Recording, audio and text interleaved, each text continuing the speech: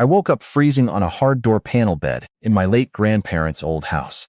The damp cold filled my senses, and memories rushed back in a flood. I realized I had been reborn back to the winter of 1976. In my past life, I died alone in 2025 after a hard, lonely existence as a gatekeeper. In this life, I was born in Shandong in 1954. My mother passed away shortly after giving birth, and my father quickly remarried. I was raised by my loving grandparents until I joined the Production and Construction Corps in 1972. While serving, I earned a second-class merit, saving someone from an ice hole, but sustained severe internal injuries. The Corps awarded me a 500 yuan subsidy and a lifetime job at a local state-owned coal mine. However, when I returned home in 1976, my grandparents had passed away, and my stepmother, Wang Shiwei, immediately targeted my job. She tricked me into giving the position to her son, Li Qiang, claiming it would only be temporary. Once Li Qiang secured his permanent status at the mine, my stepmother turned completely cold. My father backed her up, forcing me out of the family home to live in this dilapidated shack. In my previous life, I nearly froze to death in a ditch shortly after this separation, eventually taking a lowly gatekeeper job for the rest of my days. Sitting up now, I felt a surge of strength in my body. It was far stronger than I remembered, even better than my peak years in the military. I decided right then that I would not spend this life wallowing in frustration or entangling myself with my scheming stepmother, indifferent father, and thieving stepbrother. They could keep the coal mine job. Instead, I set my mind on returning to northeast China, my second home. I remembered old Zhao, a forthright hunter near the Corps who once told me I could always make a living in the mountains. With my healthy body and knowledge of the future, I knew I could make a fresh start on that vast black soil. Just then, Wang Xue pushed open the door to collect an empty bowl. She put on her usual hypocritical smile, trying to convince me again that Li Qiang was doing me a favor by suffering in the dangerous mine in my place. In my past life, I would have argued, but now I felt only complete coldness. I cut her off mid-sentence and plainly ordered her to get out. Stunned and intimidated by my icy glare, she choked on her words and left. My new life was just beginning. Here is the concise audio-friendly summary of Chapter 2 from the protagonist's perspective. After my stepmother stormed off in a rage, the house fell quiet. I knew my future lay in northeast China, so my first priority was to prepare my travel funds and plan my departure. I searched the old house carefully. In a dilapidated cabinet, I found several worn cotton-padded coats left by my grandparents and put on the thickest one for warmth. Inside a small oilcloth package at the bottom of a tattered box, I discovered a dozen yuan and several kilograms of grain coupons, the last of my grandparents' savings. Next, I went to the cold stove and pried loose a brick where I had hidden my 500 yuan subsidy from the Production and Construction Corps. I retrieved the oil paper bundle containing 5 100 yuan bills, a huge fortune for that era. To keep it safe, I hid 450 yuan back behind the stove brick as my future startup capital. I kept 50 yuan, along with the loose change and grain coupons, in my inner pocket to cover my immediate expenses. With my health restored and money secured, I walked over 10 miles to the commune office. I wanted to meet Deputy Director Zhang, an upright official who had helped my late grandfather in the past and befriended me in my previous life. I introduced myself at the gate, and the guard led me into Deputy Director Zhang's simple office. He welcomed me warmly out of respect for my grandfather. I expressed my deep gratitude for his past care, then raised the subject of my family's betrayal. I explained with controlled resentment how my father, Li Jianye, and stepmother had tricked me into surrendering my mine job, making my stepbrother Li Chang a permanent employee instead of a temporary substitute. I also subtly hinted that my father might be involved in other corrupt activities as the village party secretary. Deputy Director Zhang grew serious upon hearing this. He cautioned me not to act impulsively and assured me that the organization would look into the matter. He then asked me about my plans for the future. I told Deputy Director Zhang my decision to return to the northeast, where the land is vast, and I could make a living with old hunters like Zhao Fusheng. Knowing my grandfather's honorable reputation, Deputy Director Zhang gave me his support and offered to provide an official letter of introduction from the commune to make my journey easier. Leaving his office, I bought cheap stationery, envelopes, a pencil, and a small bag of animal crackers from the local supply and marketing cooperative. That night in my old house, I wrote 2 crucial letters to settle my grievances before leaving.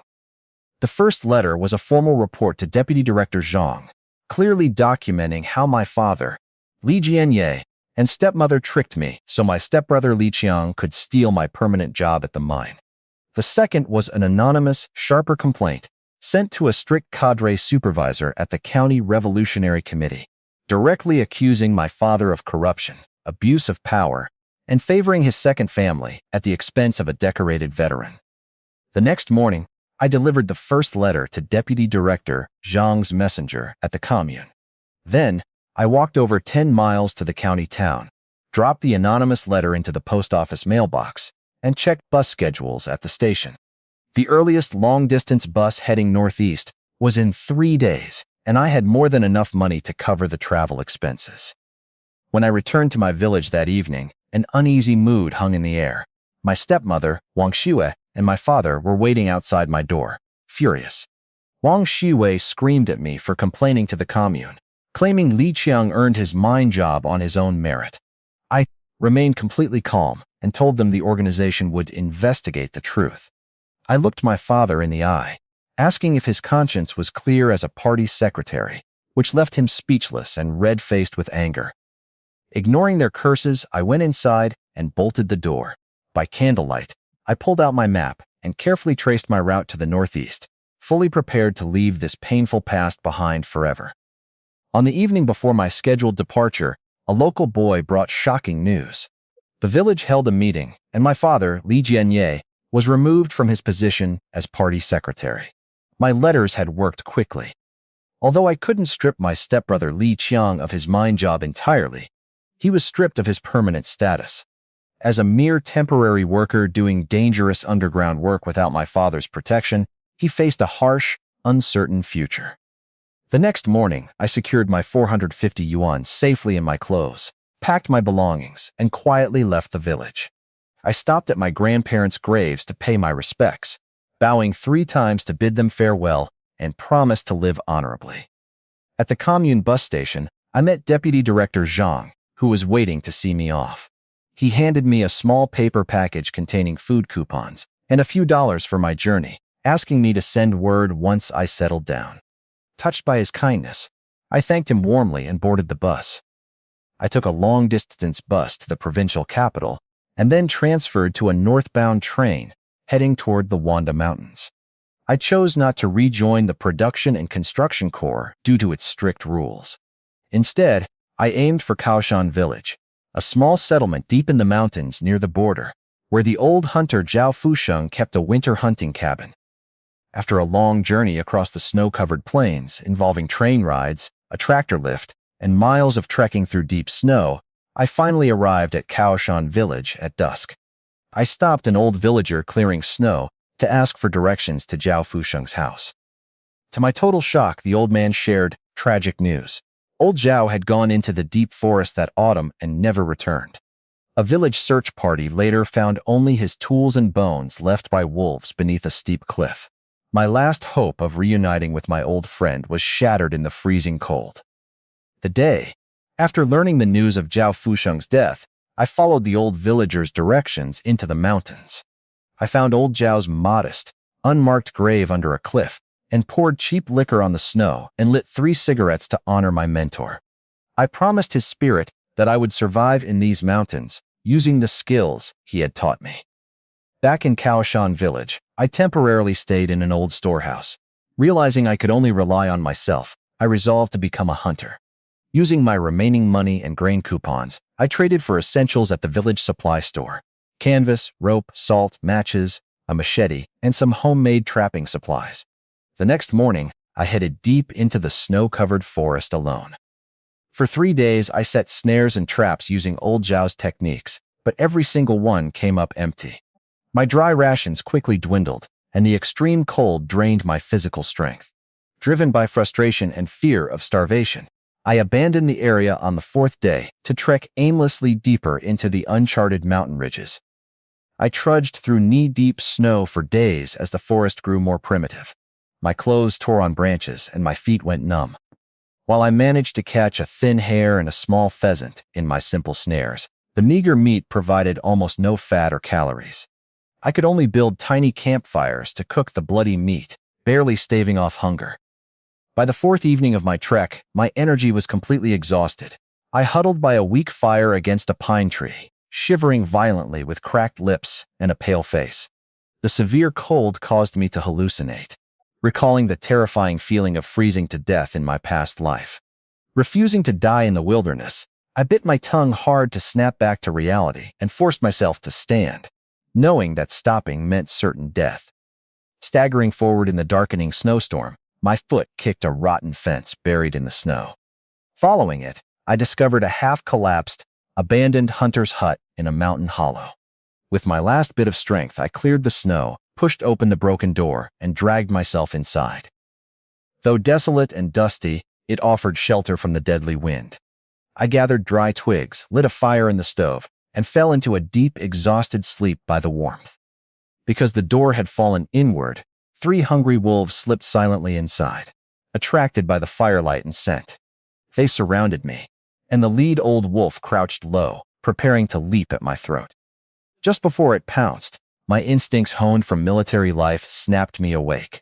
Opening my eyes to face a pair of ferocious green eyes and a maw of sharp fangs, I roared and rolled hard toward the half-collapsed stone bed. The old wolf missed my neck by an inch. I grabbed my thick-backed machete and slashed upward with all my power, ripping its belly open and sending hot blood onto my face. Simultaneously, a second wolf clamped its jaws onto my left arm. The heavy cotton sleeve saved my life, but the sheer force crushed my muscles. The third wolf lunged for my neck from the right.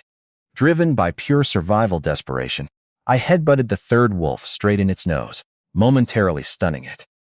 With a surge of strength, I freed my blade and slashed the third wolf across its chest, making it howl and retreat. The second wolf was still frantically tearing at my left arm. I dropped my weapon hand position and jammed my free left fingers directly into the wolf's eye socket. It released me with a piercing shriek, rolling on the floor in agony with a bloody hole in its face. In just seconds, the brutal struggle reached a bloody stalemate. The old wolf lay dying near the door, the one-eyed wolf writhed on the floor, and the wounded third wolf growled in terror, afraid to step closer. Covered in wolf blood, and my own, I leaned against the stone bed and gripped my bloody machete tightly, staring down the remaining wolf to survive the night. I gritted my teeth against the excruciating pain in my left arm, raised my machete, and let out a murderous roar at the last remaining wolf. The wounded beast darted back and forth to confuse me, before leaping straight for my throat like gray lightning. Instead of retreating or dodging, I pushed off the edge of the stone bed and thrust my machete upward like a bayonet. The blade sank deep into its soft chest and belly, pinning the wolf against the earthen wall.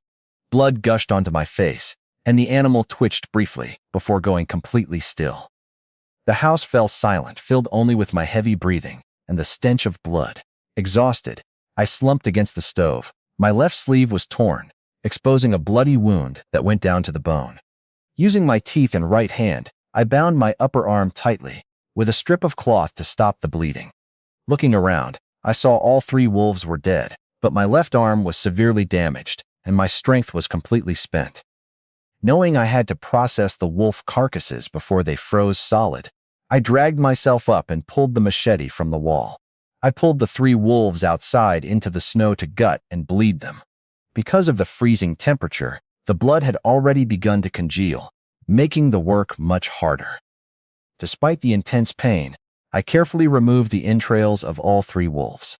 I wrapped the organs in a piece of pelt and dragged them a mile away, hanging them high in a pine tree to prevent other predators from tracking the scent back to my hut.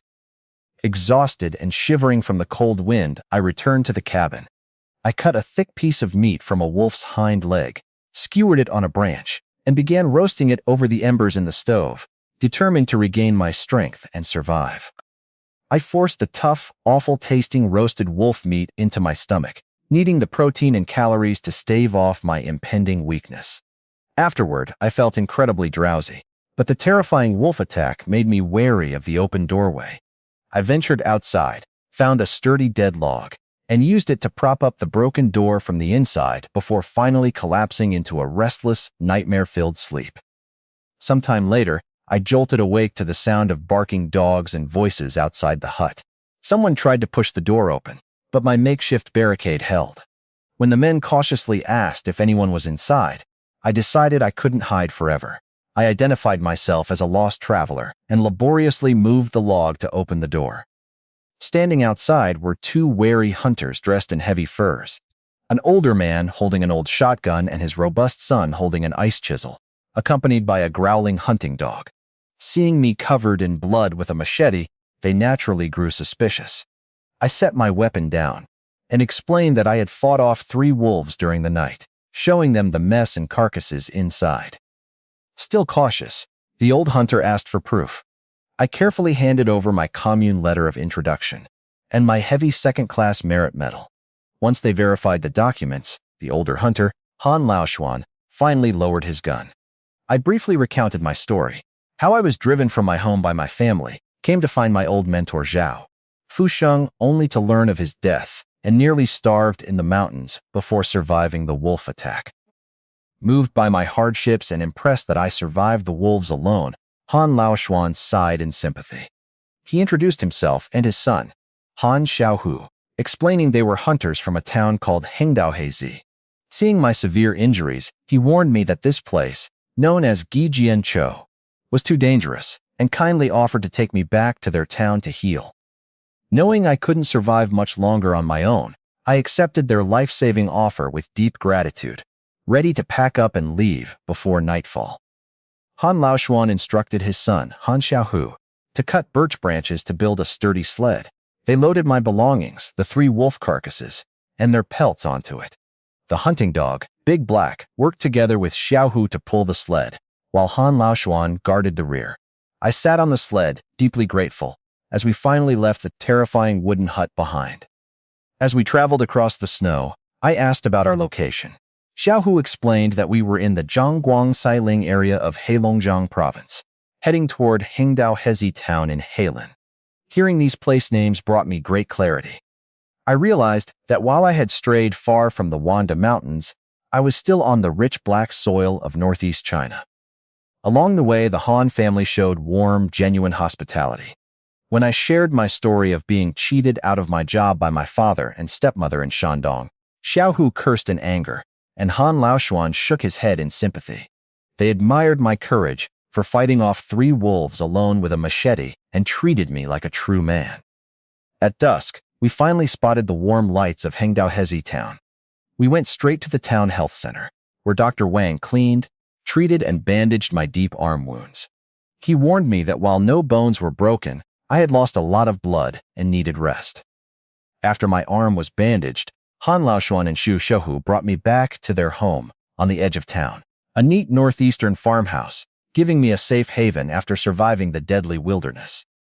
Aunt Han welcomed me warmly into their home, where a heated kang and a steaming hot meal of dumplings, salted pork, and pickled cabbage restored my strength.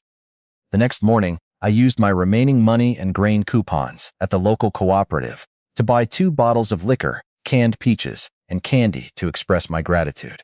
Han Laoshuan accepted the gifts, acknowledging my principles.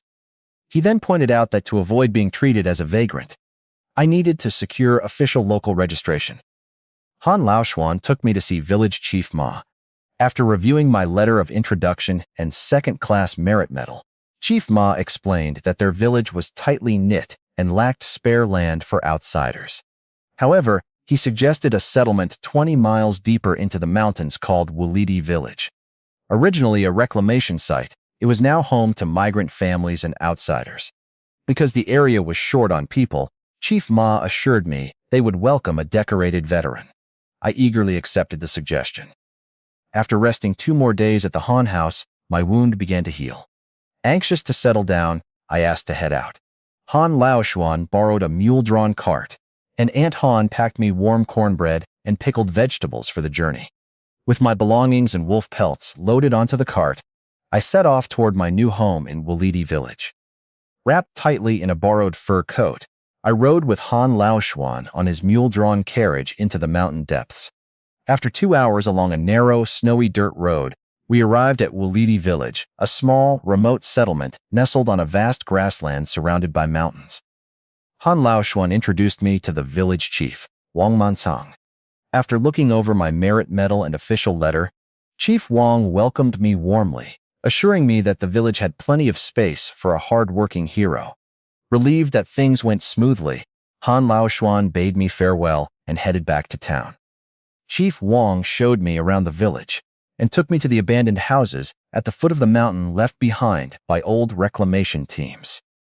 I chose a small mud brick house with a private courtyard. Though dilapidated, with rotted thatch and a half-collapsed kang, I felt a deep surge of excitement and security. It was a home truly my own. Seeing that I was pleased with the house, Chief Wang generously provided me with an advance on my village rations, measuring out 2 months' worth of corn, millet, potatoes, cabbage, and salt. Touched to tears by his genuine kindness, I thanked him deeply. That night, I lit a small fire in my drafty new house, ate the cornbread Aunt Han had packed for me, and ate clean snow for water. As I lay curled up on the cold kang, I felt confident about the future. I still had my startup capital, my remaining money, 3 frozen wolves, 3 wolf pelts, and salted meat given by Aunt Han. At dawn the next morning, voices outside woke me up. I opened the wooden door to find Chief Wang standing in the yard with 3 local villagers carrying toolboxes and shovels. Knowing my left arm was injured, he had brought them over to fix my roof and rebuild my kang so I wouldn't freeze. Seeing the honest, cold-reddened faces of the local men, I was deeply moved by Village Chief Wang's swift help. Bricklayer Zhang, Liu Lao and Wang Lonian immediately set to work. While I couldn't use my injured left arm, I baked Aunt Han's cornbread and brewed hot tea over the fire for everyone. By noon, they had built a flat, sturdy new earthen kang. In the afternoon, Bricklayer Zhang cleared away the rotten thatch on my roof, while the others handed up fresh straw to cover it like a thick golden quilt. They also rebuilt my stove for better airflow. By sunset, my house was fully repaired, no longer drafty, and ready for a warm fire. Expressing my heartfelt thanks, I bade them farewell, lit the stove, and slept soundly on the heated kang. The next morning, I woke up feeling refreshed, with the pain in my left arm noticeably reduced. As I was eating corn porridge, I heard shouting outside. I opened the gate to find Han Xiaohu riding a chestnut horse pulling an empty sled. He explained that his parents were concerned about me, so he brought his horse and sled to help me gather a winter supply of firewood. Touched by the Han family's continuous kindness, I grabbed my machete and axe to join him. My arm was healing well, so I was eager to secure fuel for the rest of the winter. Together, we headed into the nearby snow-covered forest. Xiaohu quickly spotted fallen birch logs, which burned extremely well. He swung his heavy axe to chop the trees while I used my good right arm to trim the branches and help load the sled. The horse pulled the heavy loads back to my yard, where we neatly stacked the wood into a growing pile. Working side by side through the day, we chopped, hauled, and stacked wood, pausing only to eat frozen cornbread and snow, filling my yard with winter fuel and camaraderie. For 2 days, Xiaohu and I hauled firewood from the forest. By the time Xiaohu finished, a massive stack of wood stood neatly in my yard, securing my winter fuel. I patted Xiaohu's shoulder in deep gratitude, gifting him salted meat and one of my wolf pelts for his father. He accepted happily, mounted his horse, and rode off into the twilight. With my left arm mostly healed, my home secure, and plenty of firewood stored, my hunting instincts kicked in.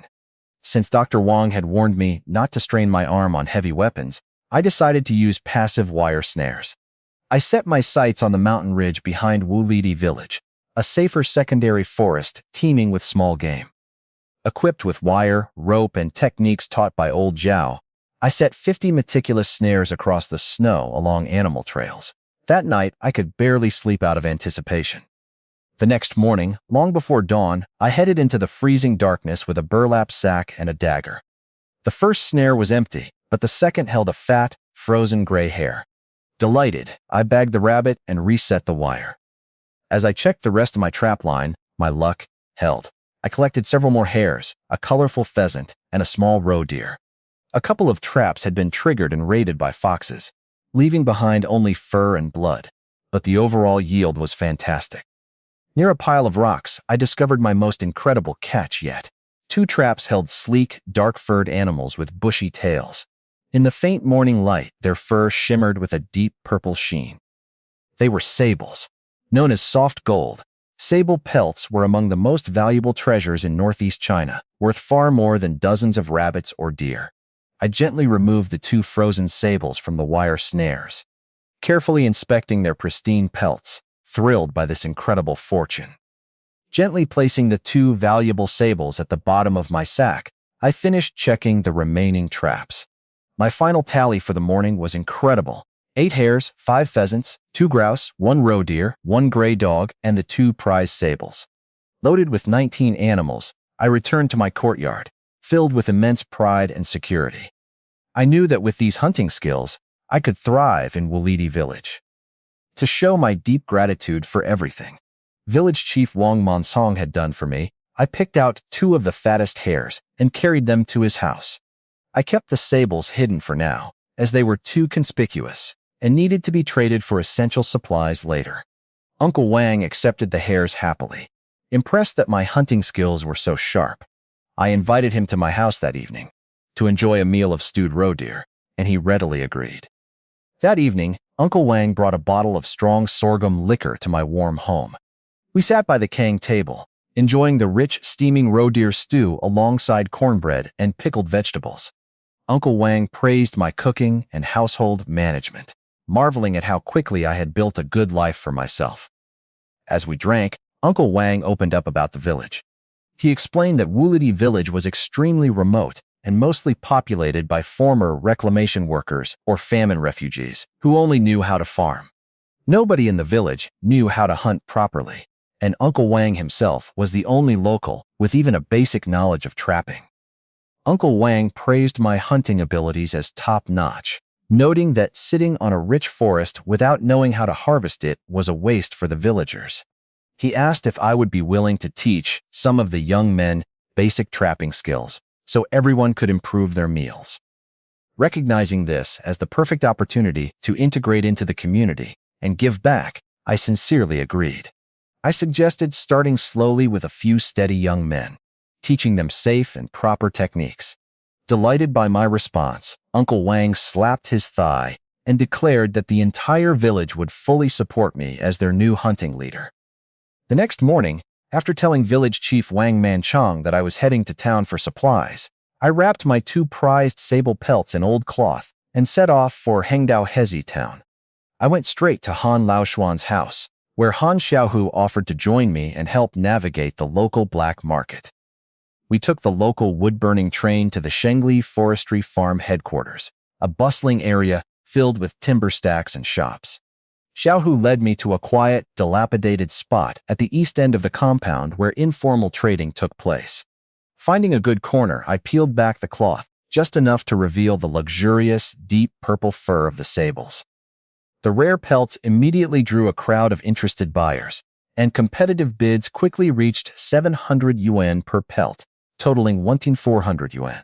Just as the bidding slowed, a cheerful, well-dressed, chubby young man named Hu Jianjun stepped forward.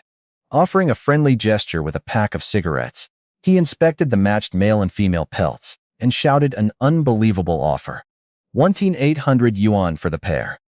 The crowd gasped at the huge offer. Sensing the price was right, and knowing it was risky to keep walking around with such valuable goods, I quickly accepted.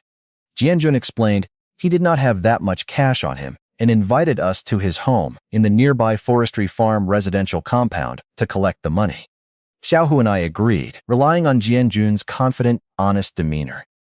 At his family's brick house, Jianjun retrieved a thick stack of brand-new 10 yuan bills. I counted the money carefully, exactly 180 bills, totaling 1,800 yuan. Jianjun told me to find him whenever I had more top-quality goods in the future. Clasping my hands in gratitude, I tucked the heavy wad of cash safely into my inner pocket, thrilled by the fortune that would allow me to truly build my new life on this black soil. With 1,800 yuan in my pocket, I felt lightheaded yet cautious. To celebrate, I decided to treat Han Xiaohu to a meal at the state-run restaurant in the forestry farm headquarters. We walked inside, enticed by the delicious aromas of stir-fried dishes. However, when an impatient waitress asked for our food and meat coupons, we hit a wall. Since I had just come from the mountains, I only had cash and no ration coupons. The waitress openly mocked us as ignorant bumpkins and refused to serve us without tickets. Embarrassed, Xiaohu pulled my sleeve to leave. Just as we turned to go, we nearly bumped into Hu Jianjun, the chubby young man who had just bought my sable pelts. At first, I instinctively reached for my dagger, fearing a setup, but Jianjun broke the tension by teasingly reciting a local rhyme about mountain folks having money, but no coupons. Realizing our dilemma, he warmly invited us back inside, promising the meal was on him. Back at the table, Jianjun slapped a stack of grain and meat coupons onto the counter, ordering a feast of crispy pork, sautéed pork slices, braised pork knuckle, and sauerkraut with vermicelli. As we ate, Jianjun explained that he was a middleman and could easily make a profit reselling the sables. So treating us was no trouble at all. After eating our fill, Jianjun unbuttoned his cotton jacket, revealing hidden inner pockets stuffed with thick stacks of every imaginable coupon: grain, cloth, meat, and industrial coupons. Seeing my amazement, he offered to supply any tickets I needed. I took 10 top-tier cigarette coupons and 10 liquor coupons for future social visits. Once our transaction was complete, Jianjun's cheerful demeanor turned dead serious. He leaned in close, held up his hand making an 8 gesture, and whispered if I wanted to buy some real stuff, meaning a firearm. My heart leaped at the offer. I immediately understood what Fatty Hu meant by real stuff. He was offering me a firearm, likely a military-grade Type 56 semi-automatic rifle. Deep in the dangerous forest, having a reliable rifle was the ultimate key to my survival and growth. I forced myself to stay calm and asked about the quality and prices in a low whisper. Hu Jianjun explained that an 80% new rifle cost 1,200 yuan, while a brand new one cost 1,600 yuan. Han Xiaohu gasped at the exorbitant prices, but I knew a standard rifle was worth every penny. I drove a hard bargain, proposing 1,400 yuan for a brand new Type 56 rifle along with 50 rounds of ammunition, promising full cash on the spot. After a tense silence, Hu Jianjun grinned, agreed to the deal, and stepped out of the restaurant to fetch the goods. 20 minutes later, Jianjun returned carrying a long object wrapped in a burlap sack. Under the table, I inspected the weapon. The rifle was in pristine condition, smelling faintly of gun oil, with 50 rounds of ammunition wrapped in oil paper. Satisfied, I handed over 1,400 yuan in cash, completing the deal. Holding the heavy rifle, I felt an immense sense of security and confidence. On our way back to town on the train, Xiaohu remained thrilled about the purchase. When we arrived at Han Laoshuan's house, Xiaohu couldn't contain his excitement any longer.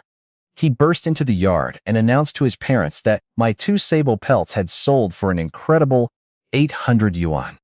Han Laoshuan nearly dropped his pipe in sheer shock, staring at me in disbelief at the astronomical sum. I confirmed to Han Laoshuan that my 2 sable pelts had sold for a high price.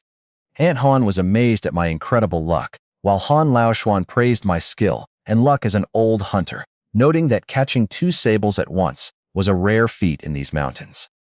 Xiaohu then proudly handed over the burlap sack containing my new purchase.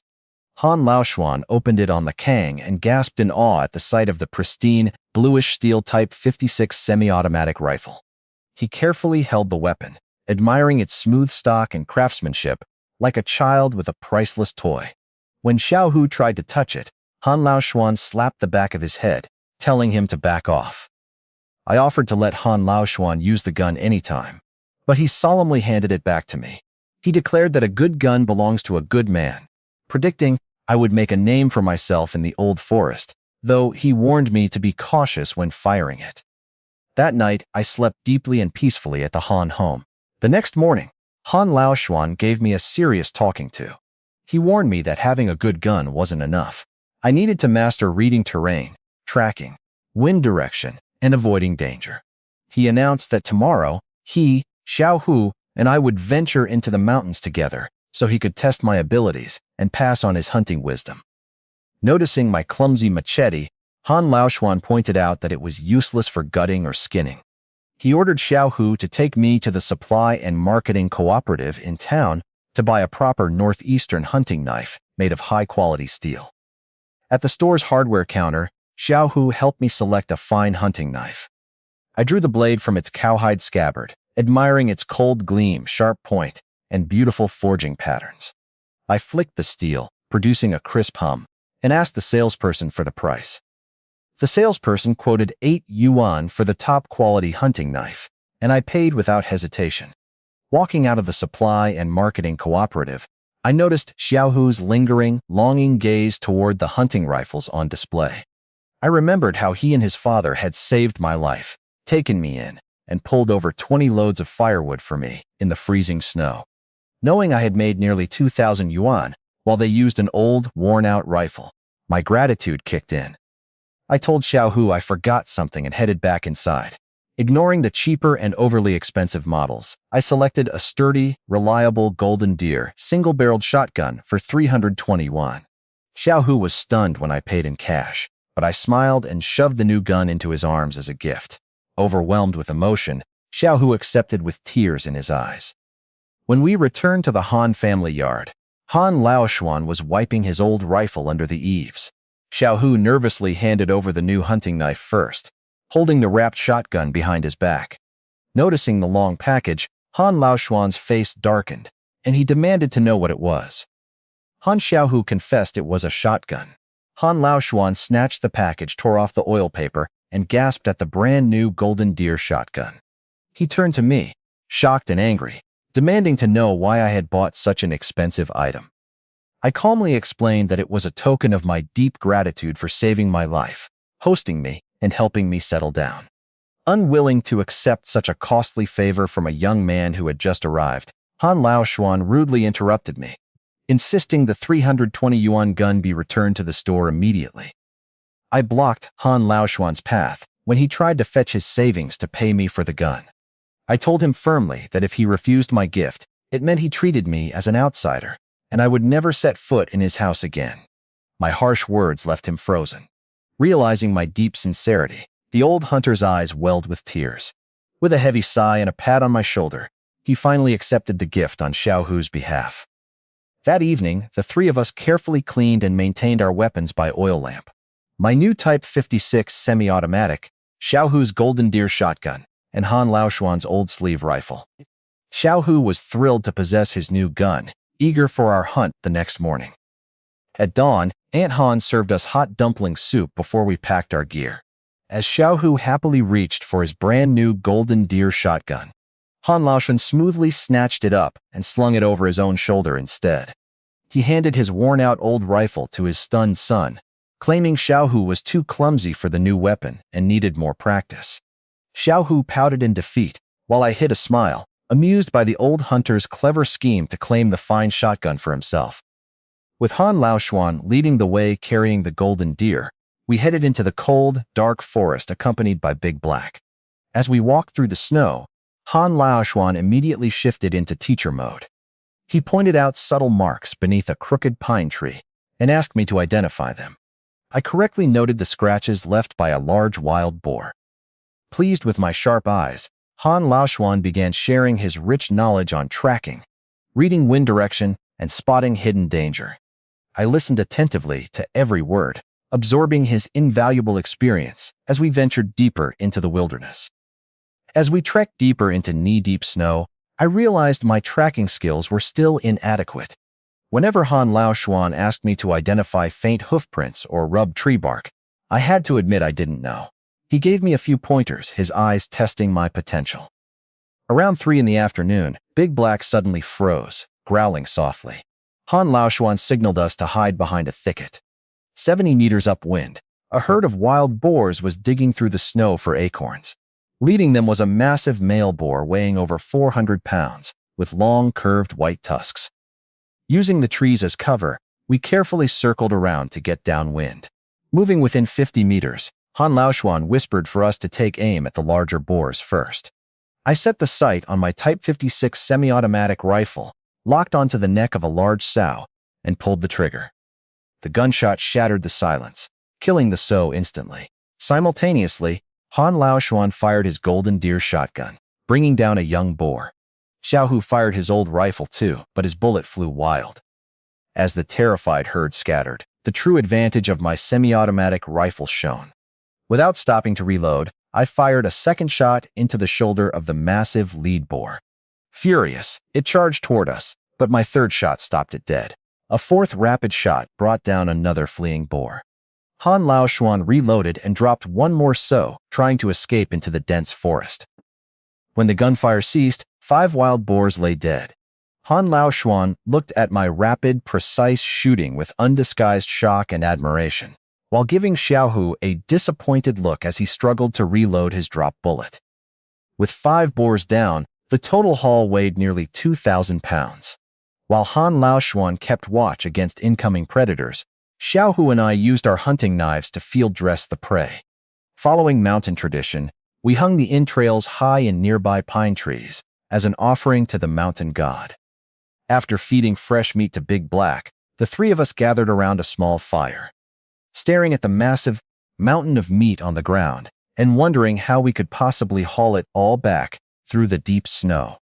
Faced with nearly 2,000 pounds of wild boar meat in the freezing forest, Han Laoshuan decided to leave Xiaohu and me to guard the campfire, while he hurried back to the team to borrow horses and a sled. Left alone in the dark wilderness, Xiaohu and I chopped birch branches with axes and tied them with hemp rope to build a sturdy temporary sled. Together, we used all our strength to lift the massive 400-pound boar and the 4 smaller ones onto it. Long after nightfall, Han Laoshuan returned riding 1 horse and leading another equipped with a second sled. We redistributed the meat onto both sleds and carefully made our way back through the night. At dawn the next morning, we loaded all 5 frozen wild boars onto an ox cart borrowed from the production team, covered them with straw mats, and set off for the forestry farm headquarters. Before we even reached the black market, we ran into Fatty Hu. Seeing our heavy load, he warned us that retail selling on the black market was slow and risky.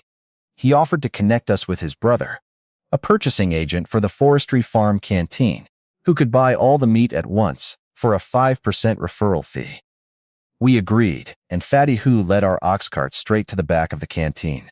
The purchasing agent inspected the meat, and we drove the cart onto a large weighbridge. The net weight came out to 1,870 pounds. Fatty Hu coaxed his brother into rounding the total up to 2,900 pounds as a good omen for future business.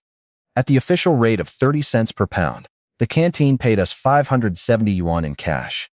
I immediately handed 30 yuan to Fatty Hu as his referral fee, which he accepted with a wide grin. Driving the empty ox cart back home, the mood was quiet. Although selling the meat individually could have earned us twice as much, Han Laoshuan reminded us that taking the cash home safely without attracting trouble was what mattered most. Feeling deep gratitude for their help, I took out half of the remaining 540 yuan and handed it to Han Laoshuan, insisting that we split the earnings. After some back and forth, Han Laoshuan agreed to split the wild boar earnings. We paid 10 yuan for the team's ox cart, and I took half of the remaining money, while Xiaohu and his father shared the other half, leaving me with 260 yuan. Back at the Han home, we enjoyed a warm meal of sauerkraut stew and salted pork. At the dinner table, Han Laoshuan gave me an honest assessment of my hunting skills. He praised my marksmanship with the Type 56 semi-automatic rifle as top-notch, but pointed out my critical weakness. My tracking ability was far too lacking. He explained that reading animal tracks and snow marks takes years of experience. To make up for this, he strongly advised me to get a pack of good hunting dogs. He pointed out that sharp dogs could track, corner, and distract heavy prey, allowing me to focus solely on taking the killing shot. Inspired, I asked him to help me buy some good dogs, assuring him money was no problem. The next morning, I returned to Wulidi village with my gun, my wild boar earnings, and my savings. Village chief Wang Mansong soon stopped by my house, looking embarrassed. He explained that he had pitched my idea of teaching the local young men to hunt, but nobody was willing to join. Most villagers were former famine refugees who preferred the safety of farm work over risking their lives against bears, wild boars, and firearms in the dangerous old forest. Though disappointed, I understood their fear and reassured Chief Wang that I wouldn't force anyone. Realizing I would have to walk this path alone, my resolve only grew stronger. Since I couldn't rely on a human team, I became even more determined to acquire top-quality hunting dogs and forge my own way in the mountains. Disappointed that the villagers were unwilling to hunt, I accepted that everyone has their own way of life. Wulidi village remained my legal home and base, but the vast forest was my true stage. To thrive there, getting loyal hunting dogs to serve as my eyes and ears became my top priority. I locked up my home and headed straight to Hengdao Hezi town to seek Han Laoshuan's help. After I explained the situation, Han Laoshuan praised my resilience. He promised to check nearby villages and search for reliable dogs. He suggested I stay at his house for a couple of days while he made inquiries, and instructed Xiao Hu to fix up some skis for me. While Han Laoshuan spent the day searching, I practiced skiing with Xiao Hu on a gentle slope behind the village.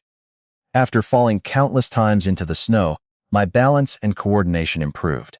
By afternoon, I could glide short distances smoothly.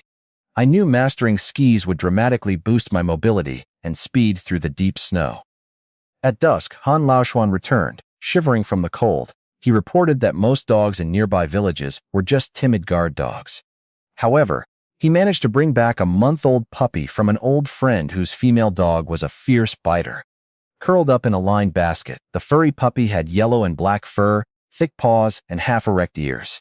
Han Laoshuan explained that a dog raised from a pup would be fiercely loyal and great for training. I was thrilled with the little pup and named him Hu To, Tigerhead. That night, I fed Hu To warm rice water and chewed meat. The pup quickly bonded with me, wobbling over to rub his wet nose against my fingers. With my new companion, growing skiing skills, and clear goals, I felt confident about building my future step by step in the mountains. My desire for a reliable hunting dog grew stronger after the villagers refused to join me. Wanting to take action instead of waiting around, I suggested to Xiao Hu that we ski over to the forestry station headquarters to consult Fatty Hu. We strapped on our reinforced wooden skis and glided effortlessly across the miles of snow, arriving quickly at the black market. Spotting Fatty Hu near an abandoned wooden house, I explained that I was looking for a well-trained adult hunting dog. Fatty Hu's eyes lit up, pointing to a couple squatting in a secluded corner. He angrily shared that the couple's father, an old veteran hunter, could no longer hunt, so his heartless son and daughter-in-law were forcing him to sell his beloved, life-saving hunting dog. The old man had just left in tears after being shoved away by his son. Disgusted by their behavior, Xiao Hu and I followed Fatty Hu to the corner. A man and a woman sat impatiently next to a magnificent yellow dog bound by a heavy iron chain. The moment I laid eyes on the dog, my heart pounded. It was a tall, lean, ochre-yellow hunting dog with a pure white face. Recalling the dog-judging wisdom taught to me by old Zhao in my past life, I recognized every rare trait of a legendary hunting dog. Rooftile's nose.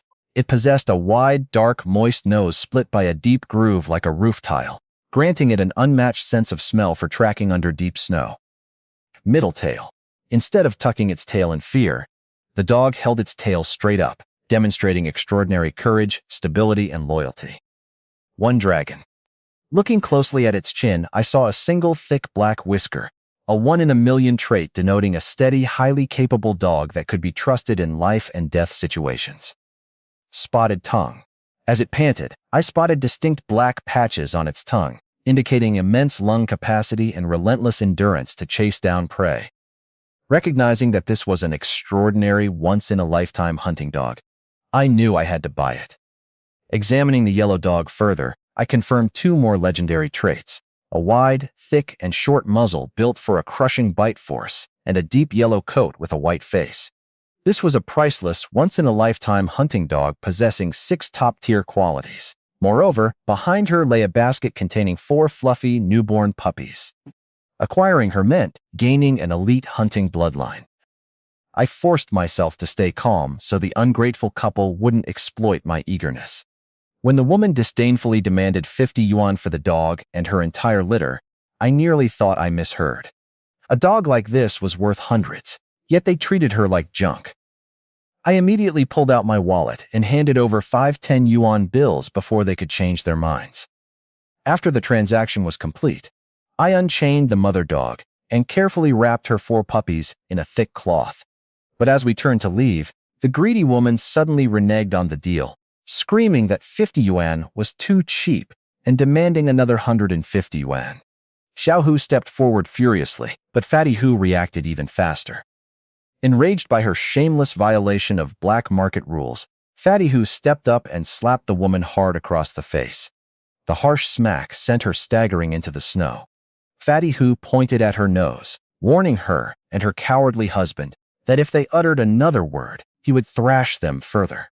Intimidated by Fatty Hu's fierce presence, the couple shrank back in silence. I thanked Fatty Hu for stepping in, and we left the market with the mother dog and her litter. As we walked down a quiet snowy road on the edge of the forestry station headquarters, I spotted a hunched figure standing shivering under an old poplar tree. It was the old hunter who had been chased away by his son earlier that morning. Leaning on his wooden cane, he stared intently at his beloved dog and her puppies in my arms, his weathered face filled with deep sorrow, reluctance, and a faint flicker of hope. The mother dog, Da Qing, looked toward the old hunter under the poplar tree and let out a soft whine. The old man took 2 shaky steps forward, tears streaming down his face. He explained that Da Qing had saved his life 3 times and that her 4 puppies were sired by a famous lead dog. He pleaded with me to feed them well and treat them kindly. I met his gaze and vowed solemnly that Da Qing and her puppies would be my family and companions, promising to take them into the mountains and never let them starve or suffer. Relieved by my oath, the old man handed me a small bundle wrapped in oilcloth as a token of gratitude, asking me to open it at home. After taking one last look at his beloved dogs, he walked away into the snow. Back at the Han family yard, Han Laoshuan ran out and examined Da Qing in utter awe. He praised her rare, top-tier traits and marveled at the great potential of her puppies. When I recounted how I got her, Han Laoshuan sighed, assuring me that the dogs were far better off with me than with the old man's unfilial son. We placed my puppy, Hu To, into the basket with Da Qing's 4 pups, so they could grow up together as a pack. Anxious to settle my new family, I prepared to head back to Wulidi village. Han Xiaohu hitched up the horse-drawn carriage, while Aunt Han lined the puppy basket with a warm cotton quilt. I sat on the carriage next to Da Qing, watching over the 5 puppies resting safely in the basket. As we drove away from town into the twilight, I looked at my loyal new dog and felt an overwhelming sense of security. With my rifle, my skilled skiing, a legendary hunting dog, and 5 promising pups, I was fully prepared for the future. When Xiaohu and I arrived back at my courtyard in Wulidi village, it was pitch dark. Xiaohu helped me unload the basket of puppies, admired my impressive new dog, and then bade me farewell to ride back home before it got too late. Left alone in the quiet yard, I brought the mother dog and the 5 puppies inside the gate. The mother dog immediately lay beside the wicker basket, using her body to shield the pups from the freezing wind. Touched by her maternal devotion, I petted her head, whispering that this was now our home. Wanting to build them a proper shelter against the cold, I immediately got to work. I boiled water to thaw frozen yellow mud, mixing it into a sticky slurry to build a sturdy stone doghouse, using leftover rocks from my house repairs. I lined the inside thickly with dry thatch. Seeing her new home, the mother dog sniffed it, crawled inside, and then gently pushed the basket of puppies in after her. Deciding she needed a new name to mark a fresh start, I looked into her eyes and called her Jinbao, treasure finder, hoping we would find prosperity together in the mountains. She twitched her ears and gently nuzzled my hand in approval. After settling Jinbao and the puppies, I went inside and sat by the kerosene lamp to open the oilcloth bundle the old hunter had entrusted to me. To my utter amazement, inside lay an extremely old, thread-bound book titled Mountain Foraging Guide. Flipping through the yellowed pages, I realized it was a rare, hand-drawn secret manual of the Ginseng Gang, the legendary guild that harvested wild mountain ginseng in the deep forests. The book featured detailed illustrations of ginseng varieties, identifying techniques and methods for evaluating roots based on their shape, skin, and age. It also contained knowledge on finding rare Ganoderma mushrooms, gastrodia, deer antlers, and musk, alongside traditional mountain foraging rituals and location marks. Holding this priceless treasure, I realized the old hunter had handed me the ultimate key to unlocking the forest's hidden riches. This book offered a far more lucrative path than hunting alone, filling me with endless hope for the future. Feeling deep gratitude toward the old hunter, I resolved to care for Jinbao and put the mountain foraging guide to good use. However, around 3 or 4 in the morning, terrified pig squeals and panicked shouts shattered the village's quiet. A massive 300-pound wild boar had invaded the village center and was wildly attacking anything in its path. Jinbao let out a threatening growl from her doghouse. Grabbing my Type 56 semi-automatic rifle, I rushed out the gate with Jinbao. In the village center, terrified villagers brandished sticks but dared not approach the raging beast. Demonstrating the instincts of a battle-hardened hunting dog, Jinbao silently circled around to the boar's blind spot. She lunged forward and clamped her powerful jaws with absolute precision directly onto the boar's testicles. The boar let out a piercing scream as its terrifying momentum vanished, paralyzed by excruciating pain.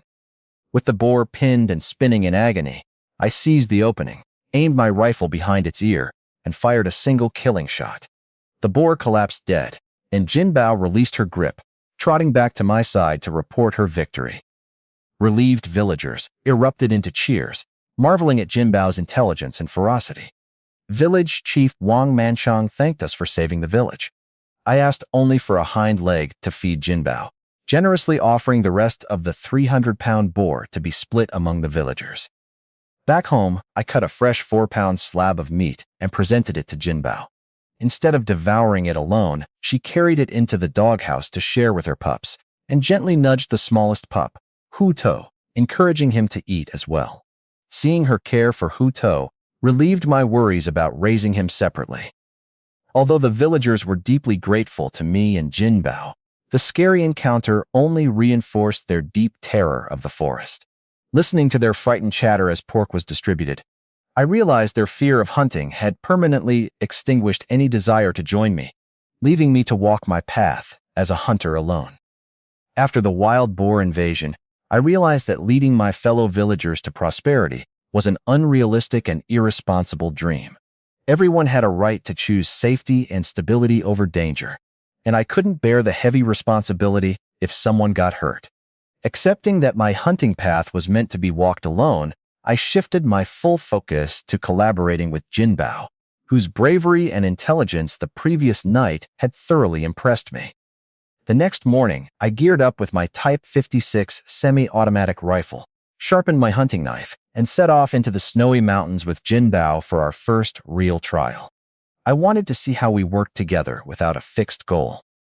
As we walked through the forest, Jinbao stayed alert a few meters to my left front, moving with silent agility. After about an hour, Jinbao suddenly dropped low into a patient ambush. Following her lead, I spotted 2 plump hazel grouse foraging nearby. Instead of wasting noisy rifle ammo, I watched to see what Jinbao would do. With explosive speed, Jinbao darted forward like a yellow lightning bolt and instantly clamped down on one grouse, killing it cleanly before trotting back to place it at my feet. Thrilled by her perfect execution and patience, I praised Jinbao warmly, realizing that our partnership would only grow stronger. Emboldened by our successful test, I packed my gear before dawn the following day to venture deeper into the pristine old forest. This time, I kept Jinbao tethered to a sturdy leather rope to control her impulses in unfamiliar territory. As we hiked 5 or 6 miles into the dense, quiet forest, my heart suddenly skipped a beat when I spotted a massive footprint in the snow. Measuring nearly 18 centimeters long with deep claw marks, it unmistakably belonged to an Asian black bear. While bears should have been hibernating by this time of year, I realized this was a dangerous wandering bear. One that had failed to hibernate due to hunger or disturbance, making it exceptionally irritable and aggressive. A cold shiver ran down my spine, and I instinctively gripped my rifle and tightened my grip on Jinbao's leash, fully aware of the extreme peril ahead. A surge of excitement replaced my initial tension. Although a wandering bear was dangerous, Its pelt, paws, and gallbladder were extremely valuable. Confident in my marksmanship and Jinbao's support, I decided to press on and track the beast. Crouching down, I whispered to Jinbao to stay calm as we followed the enormous footprints through the thickening forest. After tracking about 2 miles, Jinbao suddenly dropped low, her fur bristling, and a threatening growl rumbling in her throat. She stared intently into the shadows cast by a snowdrift and several fallen logs 30 meters ahead. I knelt on one knee behind a thick red pine trunk, resting my finger on the rifle trigger. Suddenly, I noticed the bare footprints vanished beneath an old pine tree. Looking upward, I spotted a massive dark brown shape, curled up on a thick branch about 10 meters high. It was the wandering Asian black bear, though it looked somewhat cautious rather than fiercely aggressive. Remembering old Zhao's teachings, I knew that enraged bears secreted higher quality bile, such as precious copper gall, which could fetch a fortune on the black market compared to ordinary gall. To make the bear angry enough to yield top-grade bile, we needed to provoke it. Jinbao took the initiative, standing on her hind paws against the tree trunk and barking fiercely at the bear. When the bear merely growled back without coming down, I pulled out a tire rubber slingshot Xiaohu had made and began firing frozen hailstones at its back and head. Though the hailstones barely hurt, the constant buzzing irritation completely shattered the bear's patience. Let out a deafening, earth-shaking roar of pure rage, the Asian black bear abandoned its cover.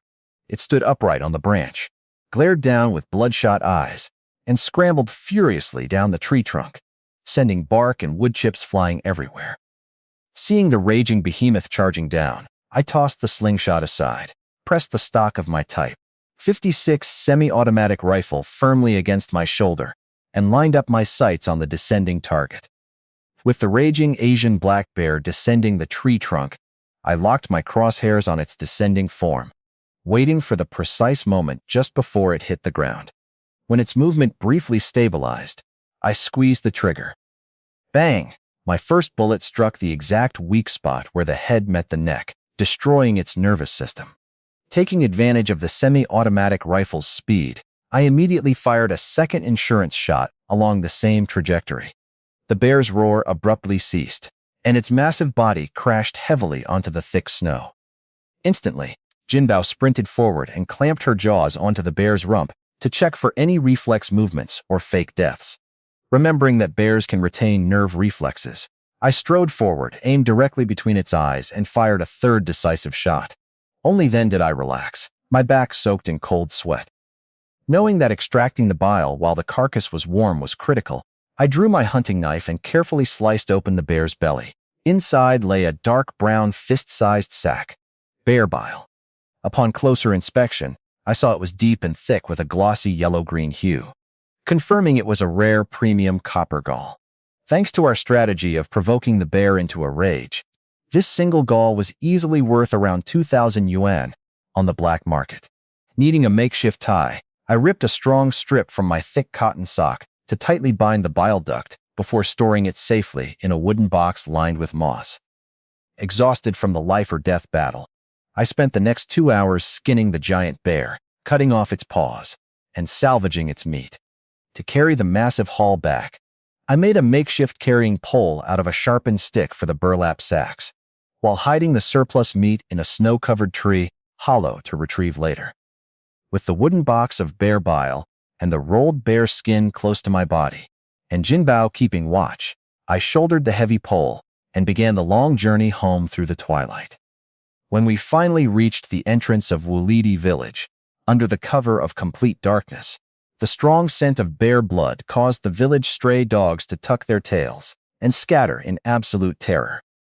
Returning to Wulidi village, under the cover of complete darkness, the stray dogs scattered in terror from the strange scent of bear blood on me and Jinbao.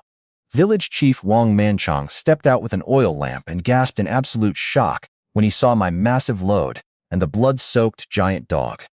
As curious neighbors gathered around, the news of my solo bear hunt spread like wildfire, commanding widespread awe throughout the village. Ignoring the onlookers, I carried my heavy harvest to my courtyard. I stored the bulk of the bear meat in a corner of the yard to serve as a natural ice cellar, then sliced off a fresh 4-pound piece of bear rump to reward Jinbao. Allowing hunting dogs to feed on their prey's flesh is an old secret method used to build their energy and deepen their hunting instincts. Watching Jinbao eagerly devour the meat, a wave of exhaustion washed over me from the intense battle and hours of heavy labor. I stoked the fire in the stove, collapsed onto the warming kang in my blood-stained clothes, and instantly fell into a deep sleep, while Jinbao faithfully guarded the doorway. I woke up at dawn the next morning with sore muscles, ready to tackle the task of processing my massive prize. Outside, I set up a large iron pot to render the thick layer of bear fat. The melting fat released a rich aroma as it bubbled away. Rendering bear fat is an invaluable skill. Bear oil makes flatbread rich and resilient against freezing cold, acts as a high-calorie internal fuel that keeps hunters warm in sub-zero mountain weather, and serves as a top-tier lubricant for cleaning firearms, preventing rifle bolts from jamming in freezing temperatures. After filtering the clear oil through gauze, I poured it into several sturdy earthenware jars, where it solidified into a milky white paste. With the rendered oil and the yard tidied up, I wrapped up a heavy bear paw in old newspapers, told Jinbao to watch the house, and headed over to visit village chief Wang Mansang. Knowing the social importance of maintaining good relations, especially after stirring up gossip with my solo bear hunt, I decided to visit village chief Wang Mansang early the next morning. As I approached his courtyard, I overheard him scolding two envious villagers who had come to complain about my success. When I called out, the men hurried away sheepishly. I presented Wang Manchang with a heavy bear paw wrapped in old newspapers as a gesture of gratitude for taking me in and sheltering me. Delighted by the gift, Wang thanked me warmly and assured me that local custom dictated that winter game belonged strictly to the hunter, putting any village rumors to rest. However, he also advised me to remain cautious, noting that human jealousy can sometimes be more unpredictable than a wild beast. The following morning, I packed 20 pounds of high-quality bear meat, a thick rolled bearskin, and 3 bear paws to take into town. First stopping at Han Laoshuan's house, I gifted them 10 caddies of bear meat and a bear hind paw to thank them for their continuous guidance and support. Han Laoshuan initially tried to refuse such precious items, but eventually accepted with a warm, relieved smile. Accompanied by Han Xiaohu, I boarded the wood-burning forest train and traveled to the black market behind the Shengli Forestry Farm headquarters. We quickly located Fatty Hu, who had already heard rumors about my bear hunt. When I unrolled the thick bearskin, pristine except for the precise headshots, and presented 2 bear forepaws, Fatty Hu's eyes lit up in awe, praising my exceptional marksmanship for keeping the pelt completely undamaged. He offered 800 yuan for the top-grade bearskin and 100 yuan for the 2 paws, totaling 900 yuan for the lot. Fatty Hu readily accepted the bearskin and 2 forepaws, immediately counting out 900 yuan in cash. Elated by the deal, he urged me to bring him more rare mountain goods for the upcoming new year, as high-ranking officials and wealthy families were eagerly buying them. Pocketing the thick wad of banknotes, I headed back to Hengdaozi town with a thrilled Han Xiaohu. Instead of returning straight to Wulidi village, we stopped by Han Laoshuan's house, where a rich, gelatinous aroma wafted from a large iron pot. Han Laoshuan had spent hours slowly blanching and simmering bear paws and insisted we stay for dinner. Over tea, I mentioned Fatty Hu's remark about the high demand for pheasants and hares, asking if there was a more efficient way to catch them than traps. Han Laoshuan suggested scattering medicated millet to drug the birds, but warned that the chemicals left an off flavor and could ruin the meat's quality. Unwilling to compromise on quality, I rejected the idea. Suddenly, I remembered a trick from my past life: soaking grains in alcohol. Unlike toxic drugs, alcohol intoxication safely dizzies birds without harming the meat. Excited by the idea, I jumped up and told Han Laoshuan I needed to get some medical alcohol from the barefoot doctor. Accompanied by Xiaohu, I hurried to the village clinic. The doctor initially refused to sell his medical alcohol, but after I slipped him a brand new 10 yuan bill, a small fortune at the time, he silently handed over 2 brown glass bottles of alcohol and pocketed the money. We returned to the Han family home, where the rich aroma of stewed bear paws filled the air. Han Laoshuan served the glistening, collagen-rich paws in a large bowl, and the tender, creamy meat melted in our mouths with an exquisite savory flavor. Delighted by the meal, Xiaohu begged his father to let him accompany me into the mountains the next day to test my new method for catching birds. Han Laoshuan readily agreed, telling his son to follow my instructions. After dinner, Xiaohu and I returned to Wulidi village under the cover of night. Inside my house, I scooped 2 or 3 pounds of golden corn kernels into a ceramic basin and poured in a bottle of medical alcohol, ensuring every kernel was thoroughly soaked. I covered the basin and left it in a cool corner to let the grains absorb the alcohol. The next morning, I drained the slightly swollen corn kernels through a bamboo sieve. Wanting to make the trap irresistible, I pulled out a small, dark glass bottle of precious sesame oil and poured a small spoonful over the damp corn. The rich, mellow aroma of sesame oil mixed with the lingering alcohol, creating an alluring scent. Xiaohu woke up to the smell, groggily cracked a joke, and even playfully licked the oil bottle before I chased him away to wash his face. After feeding Jinbao and leaving her behind to guard the house, since dogs would only scare away timid birds, Xiaohu and I packed the fragrant corn into a cloth bag and headed into the forest. We bypassed normal animal trails, targeting dense bush areas with berry vines, where hazel grouse and sand grouse like to forage. In 3 different clearings next to berry bushes, I scattered small handfuls of the alcohol and oil-infused corn. The golden kernels stood out against the white snow, giving off an enticing aroma. Knowing that the birds needed time to eat and for the alcohol to take effect after they flew off, we decided not to guard the spots. Instead, we planned to return the following morning to inspect our traps and harvest the results.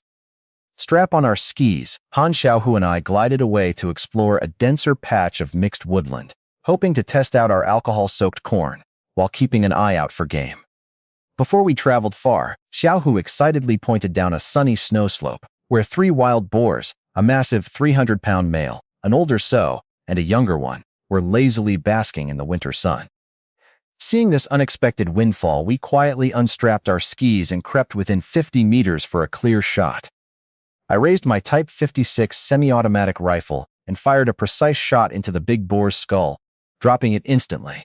As the startled sow tried to flee, my second rapid shot pierced her neck, sending her crashing into the snow. Meanwhile, Xiaohu finally pulled the trigger of his old-fashioned rifle. Though his aim was a bit wild, the slug struck the remaining young boar's front leg, breaking it. I quickly finished off the struggling piglet with a third quick shot, securing all 3 wild boars. Exhilarated, Xiaohu celebrated his successful hit while we set to work gutting and bleeding the heavy carcasses. Following old mountain tradition, we hung the pig hearts and livers on an old pine tree as an offering to the mountain god. We knew we couldn't wait around to check our alcohol-soaked corn traps, as dragging the meat back took absolute priority before the blood scent attracted predators like wolves or bears. Using sturdy wooden sticks and vines, we made makeshift drag frames. I hauled the largest male boar, while Xiaohu dragged the other 2. Exhausted, we finally hauled the 3 boars into my courtyard in Wulidi village, drawing astonished gazes from the neighbors, who watched us tow another massive harvest. Jinbao rushed over, wagging her tail in excitement at the familiar scent of blood. As Xiaohu flopped down on the woodpile to catch his breath, he cut off a thick piece of pork from the largest boar and tossed it as a well-deserved treat for Jinbao. Han Xiaohu proudly tossed a large chunk of wild boar meat to Jinbao as a reward, encouraging her to remember the taste for future hunts. Though Jinbao likely already possessed far greater hunting instincts than Xiaohu realized, I appreciated his warm, sincere bond with the dog. With 3 massive wild boars weighing us down, we knew we couldn't possibly process them all at once. Fortunately, the freezing winter weather acted as a natural preservative. After feeding Jinbao and her 4 pups, Xiaohu and I used shovels to bury the 3 boar carcasses under deep snowdrifts in the corner of the yard, creating a natural icebox that would keep the meat fresh for weeks. After a quick dinner of hot porridge and roasted pork, we eagerly anticipated testing my alcohol-soaked corn method the next morning. At dawn the following day, Xiaohu and I grabbed our rifles and hiked back into the snow-covered forest to inspect our 3 bait spots. At the first location, we found only bird tracks and scattered feathers, leaving Xiaohu a bit disappointed. However, at the second spot near a rose-hip thicket, our luck turned completely. Lying motionless in the snow were 2 pheasants and a sandpiper, their bodies still warm and crops swollen from eating the grain. They weren't poisoned, just deeply unconscious from the alcohol, meaning the meat quality remained pristine. Moving on to the third spot, we found an even larger haul. Across all 3 locations, we successfully harvested a total of 7 flying dragons and 4 sand chickens. 11 plump, high-quality birds in total. While Xiaohu was ecstatic and ready to use the method everywhere, I cautioned him that it should be used sparingly as a rare supplement, since overusing it would waste grain and make the birds wary. Packing our heavy, living yet unconscious prizes into our sacks, we headed back home. With our stockpile of buried wild boars and these premium birds ready for the black market, my path to accumulating wealth and securing a prosperous future in the mountains was off to a brilliant start. The next morning, I used an axe to break open the snowdrift covering the wild boars. I planned to take the massive male boar and the older sow to the forestry station headquarters canteen to sell for cash, while cutting off a thick Huang Maozi hind leg as a thank you gift for village chief Wang Mensong. Xiaohu and I walked to Wang Mensong's house, presented him with the pork leg, and asked to borrow a team wagon. Wang Manchang gladly agreed and led us to the east end of the village to find Batuer, an experienced Mongolian horse breeder, whom locals called Old Mongol. Arriving at the horse stables, we met Batuer, a rugged, straight-backed 60-year-old man. As he prepared the horse and cart, his daughter Yurintuya emerged from the house. She was a vibrant 18-year-old girl with thick braided black hair, rosy cheeks, and bright, expressive eyes. When Batuer agreed to let us borrow the horse, Yurintuya eagerly asked to come along to buy colored thread at the farm headquarters. With Wang Manchong's approval, Batuer consented on the condition that she stay with us and return early. We loaded the 2 frozen wild boars onto the carriage. Xiaohu and Orintuya sat on an old burlap sack in the back, while I drove the horse. On the way, Xiaohu tried to strike up a conversation by asking about her embroidery, and Orintuya soon broke the silence by asking me if hunting an Asian black bear was as impressive as her tribe's grassland wolf hunters. Before I could answer, Xiaohu eagerly jumped in, loudly boasting about how I had single-handedly killed 3 wolves with just a hunting knife and later taken down a giant wandering Asian black bear with my rifle and dog. Yurintuya listened with wide-eyed curiosity and a mix of scrutiny. When Xiaohu finally finished his exaggerated tale, I smiled and calmly corrected him, telling Yurintuya that Xiaohu was exaggerating. I explained that both wolves and bears were dangerous beasts and that my successful hunts were mostly a matter of luck and the help of my loyal dog, Jinbao, rather than anything to boast about. Listening to my calm remarks, Yurintuya blinked her big eyes with newfound understanding. After a brief, comfortable chat, we arrived at the Shengli Forestry Farm headquarters. I took our 2 wild boars to the logistics canteen, where the purchasing agent weighed them at 320 pounds and bought them for 96 yuan, giving me a clean invoice in cash. Next, I headed to the black market corner and woke up a dozing Fatty Hu. I asked him to help source sesame oil and medical alcohol. Handing him a 10 yuan bill, I then went to a nearby grain stall and spent 12 yuan on a heavy, 120-pound sack of corn kernels, crucial capital for my upcoming drunken bird plan. After telling Xiaohu to guard the wagon, I met Fatty Hu at the farm headquarters hospital.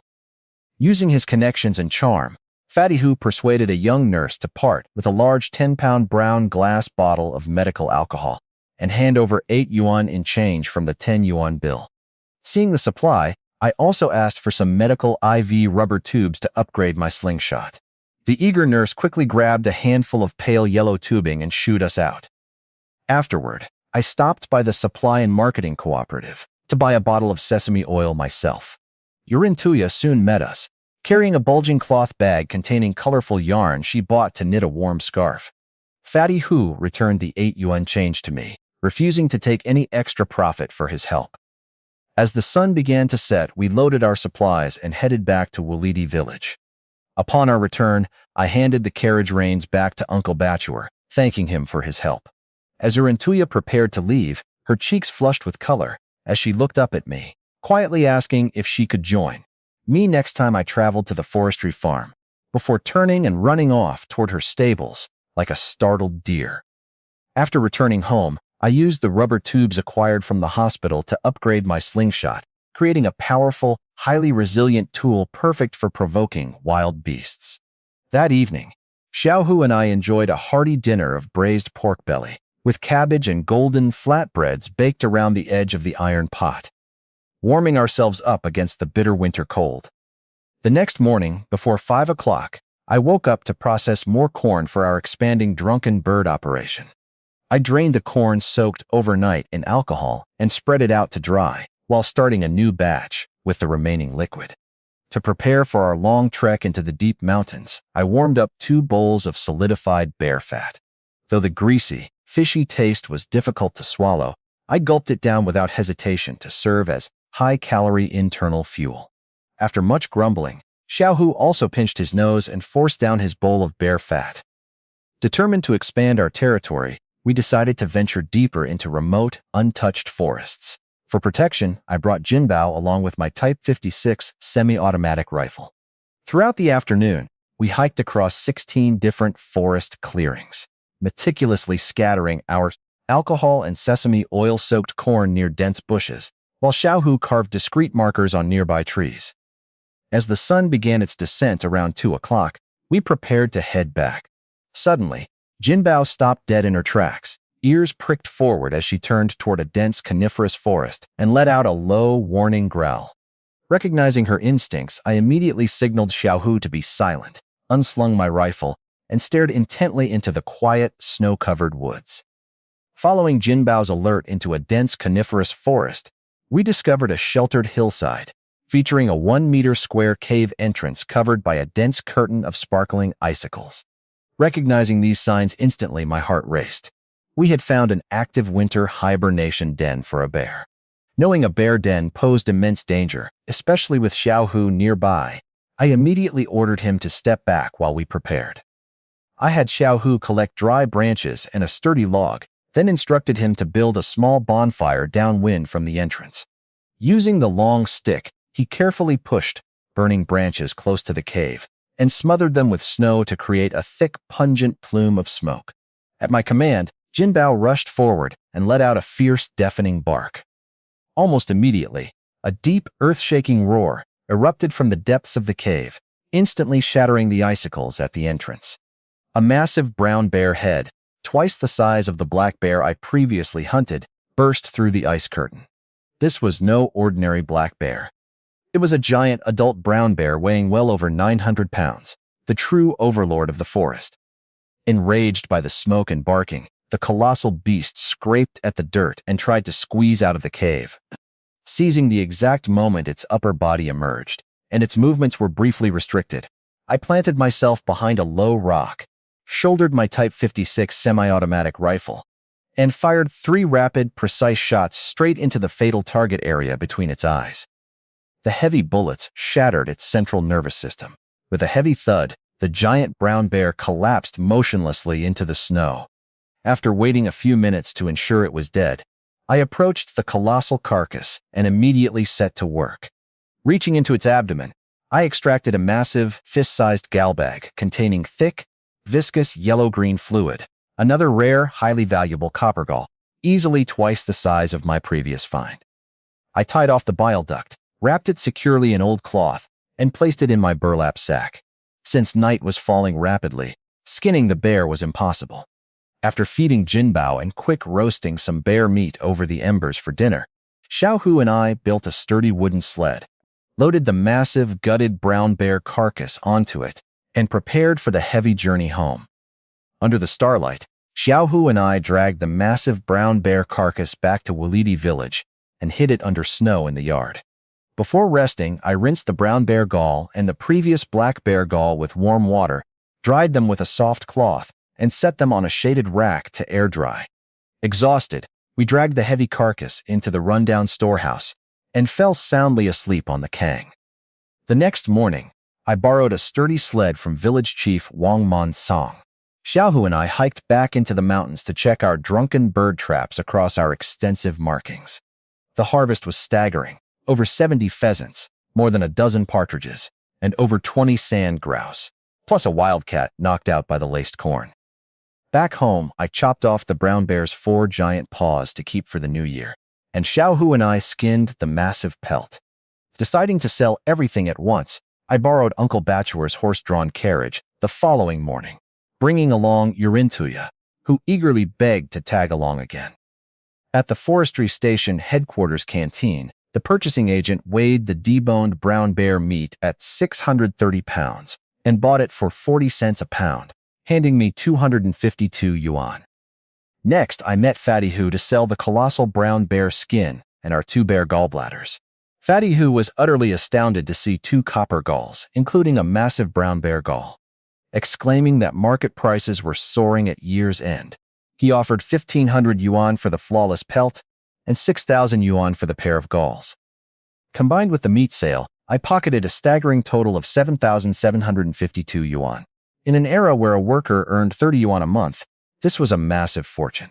Holding the thick stacks of cash in my arms as we rode back through the cold winter mountains, I tightened my grip on my coat and scanned the silent woods with heightened vigilance, knowing I was carrying life-changing wealth. Noticing my lingering tension over carrying such a massive fortune, Tuya gently touched my arm and offered to drive the carriage. To my surprise, her driving skills were exceptional, guiding the horses steadily and smoothly along the snow-covered road. In less than 2 hours, we arrived safely outside Han Laoshuan's courtyard. When I stepped inside and piled stacks of brand-new Great Unity bills onto the Kang table, Han Laoshuan was completely stunned. Recovering from his shock, he frantically bolted the courtyard gates to ensure nobody saw our wealth. Calculating our earnings, the total came to 7,848 yuan. I set aside my solo bear gall earnings and proposed splitting the remaining 5,848 yuan 50-50 with Xiaohu as my hunting partner. Han Laoshuan immediately panicked, vehemently refusing to let his son take half, since Xiaohu had only helped out.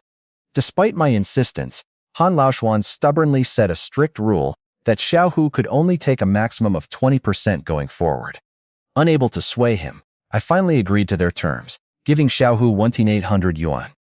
Before we departed for Wulidi village, Han Laoshuan handed Xiaohu the well-maintained Golden Deer double-barreled shotgun, entrusting his son to my care as he retired from deep mountain hunting.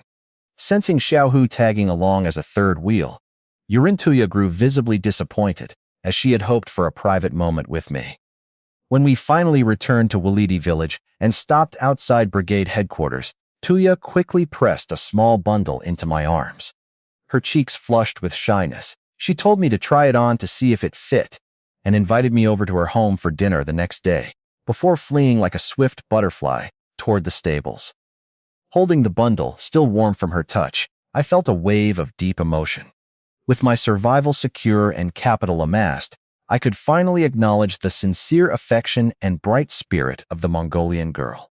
The following morning, leaving Xiaohu behind, I boarded the forest train back to the Shengli Forestry Farm headquarters to take care of more pressing business. To prepare for my formal visit, I first went to the farm headquarters supply and marketing cooperative to buy a brand new dark blue khaki outfit, thick suede leather shoes, and a matching cotton hat. After treating myself to a much-needed bath and a neat haircut at the local public bathhouse, I felt like a completely new man. I gathered gifts: 2 bottles of wine, 2 cartons of cigarettes, pastries, and a pair of plump bear paws, along with the half-knitted sweater Tuya had given me. Leaving Xiaohu behind with a stern command to wash my pile of filthy old clothes, I carried the gifts over to Uncle Bachelor's house. Tuya greeted me shyly at the door, her eyes lighting up when she saw my refreshed appearance. Old Batu feigned annoyance at my generosity, but his pleased expression made his approval clear. During a hearty dinner of cold dishes and strong liquor, Old Batu cut straight to the point with characteristic Mongolian directness. He asked if I had true feelings for Tuya and whether I was willing to formally propose through a matchmaker. Meeting his steady gaze, I stood up, raised my wine bowl, and firmly declared that I truly liked Tuya and wished to marry her, proposing we hold the wedding in the spring after the new year. Overjoyed by my declaration, old Batu slammed the table in delight and shouted his approval, while Tuya blushed deeply and ran into the inner room, her happy laughter echoing behind her. The next morning, dressed sharply in my new clothes, I visited village chief Wang Monsong. I placed a bottle of wine and a carton of cigarettes on his table and asked him to do me the honor of acting as my official matchmaker to propose to Tuya. Village chief Wang Mongkong burst into laughter when I asked him to act as my matchmaker for Tuya, gladly agreeing to handle all the traditional etiquette. When I brought up wanting to build a new house on the East Grassland once spring arrived, Wang agreed to approve the plot and bring it up at the village meeting, provided I returned the old house to the collective in good condition once the new one was built. With my marriage plans underway, I put hunting on hold to focus entirely on the engagement. Xiaohu and I loaded all the grouse, pheasants, and sand grouse we had caught with our drunken grain method, over 100 birds in total, onto the cart and headed back to Shengli Forestry Farm. Fatty Hu was thrilled by the pristine quality of the load and bought them in bulk for 550 yuan. Fulfilling the 20% profit-sharing rule Han Laoshuan had set, I handed Xiaohu a generous 120 yuan. Staring wide-eyed at the cash, Xiaohu nervously tucked the first large sum of money he had ever earned into his inner pocket. Next, I used my cash and coupons, acquired from Fatty Hu, to purchase the traditional Northeastern 8 gifts for the engagement at the Supply and Marketing Cooperative. This included Daqianmen cigarettes, liquor, fruit candy, tea, pastries, dragon beard noodles, and 2 large frozen carp tied with red ribbons, alongside half a plump wild boar and 2 extra cases of Beta Wang Baiju. Wang Monchang efficiently set our engagement date for the 8th day of the 12th lunar month. On the morning of the big day, dressed in my brand new khaki outfit, I welcomed Wang Mansong, who arrived dressed in his finest Zhongshan suit, to act as my official matchmaker. Surveying the carriage fully loaded with our bountiful betrothal gifts, Wang nodded in glowing approval. Our horse-drawn carriage arrived at Uncle Batuer's home to a festive welcome. Batuer and his wife wore traditional Mongolian holiday robes, while Tuya wore a stunning lake blue robe. They graciously accepted our generous betrothal gifts, including the wild boar meat and 2 large carp. After we sat down, Wang Mansong formally proposed marriage on my behalf. I then stepped forward and presented a red cloth bag containing a 500 yuan bride price. Stunned by the generous sum, Batuer immediately accepted it with a joyful wave of his hand, officially sealing our engagement. We celebrated with a lively banquet featuring steaming mutton, milk tea, and Beta Wang liquor, which lasted until sunset. The next morning, as I unlatched my courtyard gate, I found Tuya waiting in the cool morning light with flushed cheeks. She relayed her father's kind message that since Xiaohu and I were always too exhausted after hunting to cook properly, I was always welcome to share a hot meal at their home. She also sweetly offered to help tidy up my bachelor quarters. As Tuya efficiently folded bedding, washed clothes, and wiped down the furniture, my simple home instantly filled with warmth and life. Determined to honor my future in-laws and prove their standing in the village, I decided to host a grand pig slaughter feast at their house using our mountain harvest. I borrowed Batuer's strong bay horse and visited village chief Wang Manchong to arrange the details. Delighted by the plan, Wang immediately promised that the brigade would send Batuer 100 caddies of grain to support the upcoming feast. With our upcoming pig slaughter feast in mind, Han Xiaohu, Jinbao, and I headed back into the deep forest to hunt enough meat to feed the entire village. Our luck struck early when we encountered a group of curious roe deer at the edge of a birch forest. Xiaohu and I shot 2 large male roe deer, while Xiaohu also bagged a smaller one. Even more remarkably, Jinbao used her speed to corner and subdue a pregnant female roe deer without harming her. Knowing Tuya would love to keep her as a pet, I decided to keep her alive. Needing our main course, we hiked further into an oak forest and ambushed a group of wild boars. Xiaohu and I quickly took down a subadult boar and a young one, while Jinbao brilliantly hunted down and pinned another escaping young boar. Our sled was now overwhelmingly heavy, with 3 dead roe deer, 2 dead wild boars, the live pregnant roe deer, and the live young boar. To lighten the load, I tied a rope halter on the pregnant roe deer so she could walk alongside us, while Xiaohu and I carried the dead roe deer on our shoulders. Jinbao proudly escorted the live boar on the sled, and our unusual procession marched triumphantly back to Old Batu's courtyard. The massive hall immediately drew the astonished attention of the neighbors. Tuya was overjoyed, especially when I let her keep the pregnant roe deer to raise in the spring. Old Batu beamed with pride, declaring that our harvest was more than enough for the village, while the live animals could be raised in the back pen. The next day, the courtyard was a bustling hive of activity, as almost every household in Wulidi village sent representatives to help prepare the feast. 2 giant adobe stoves with oversized iron pots were set up, filling the air with the rich, savory aroma of boiling bone broth, stir-fried pork, and sauerkraut. Unlike regular pork, the roe deer were scalded with boiling water and cooked with skin on for a uniquely chewy texture.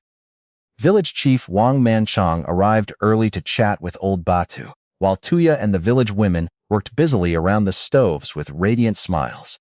When the feast finally began, tables filled the house, laden with giant bowls of steaming pork belly, sauerkraut, tender blood sausage, skin-on roe deer meat, and savory stewed potatoes.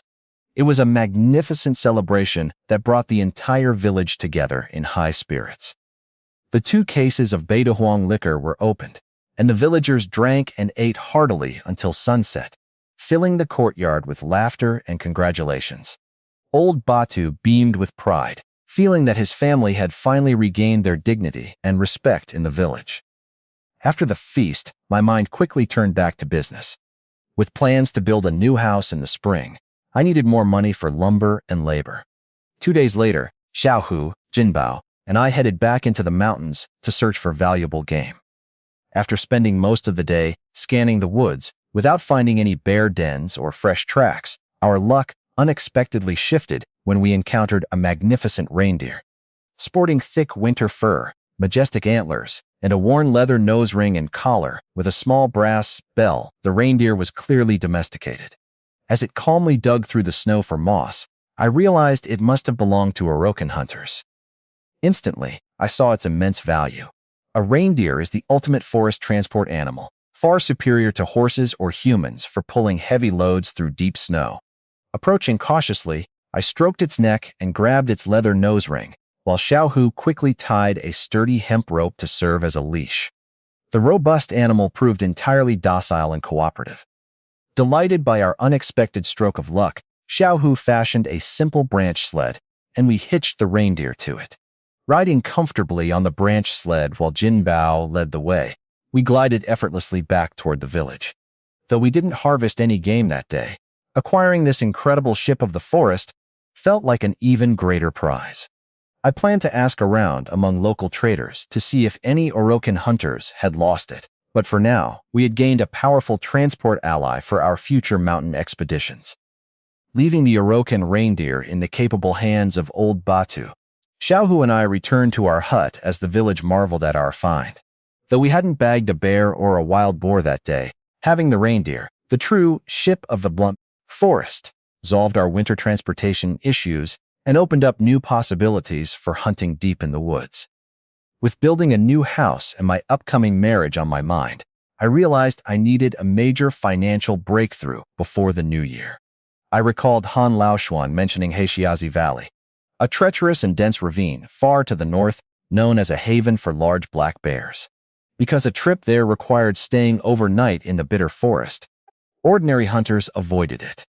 Weighing the high risks against the potential rewards, I made up my mind to prepare thoroughly for a multi-day expedition. I immediately set my plans in motion. First, I commissioned the village's old carpenter to build a custom, heavy-duty sled. Next, Old Batu used his finest cowhide to weave a sturdy harness and bridle tailored for the reindeer. Knowing we couldn't transport hundreds of kilograms of bear meat out of the deep forest, I planned to render any harvested fat into valuable bear oil on site. I asked Fatty Hu to procure 4 durable airtight tin oil drums for storage. Finally, I packed cold weather essentials, including dogskin rugs, heavy cotton quilts, waterproofed matches, salt, spices, and several days of rations. Xiaohu promised to follow my commands without hesitation as we prepared the gear. Once the sled, leather harness, and 4 tin oil drums were secured, I visited Han Laoshuan to inform him of our plan. After a long, thoughtful silence over his pipe, Uncle Han urged us to be extremely cautious, warning us to retreat immediately if anything felt off, and asking me to keep a close eye on the impulsive Xiaohu.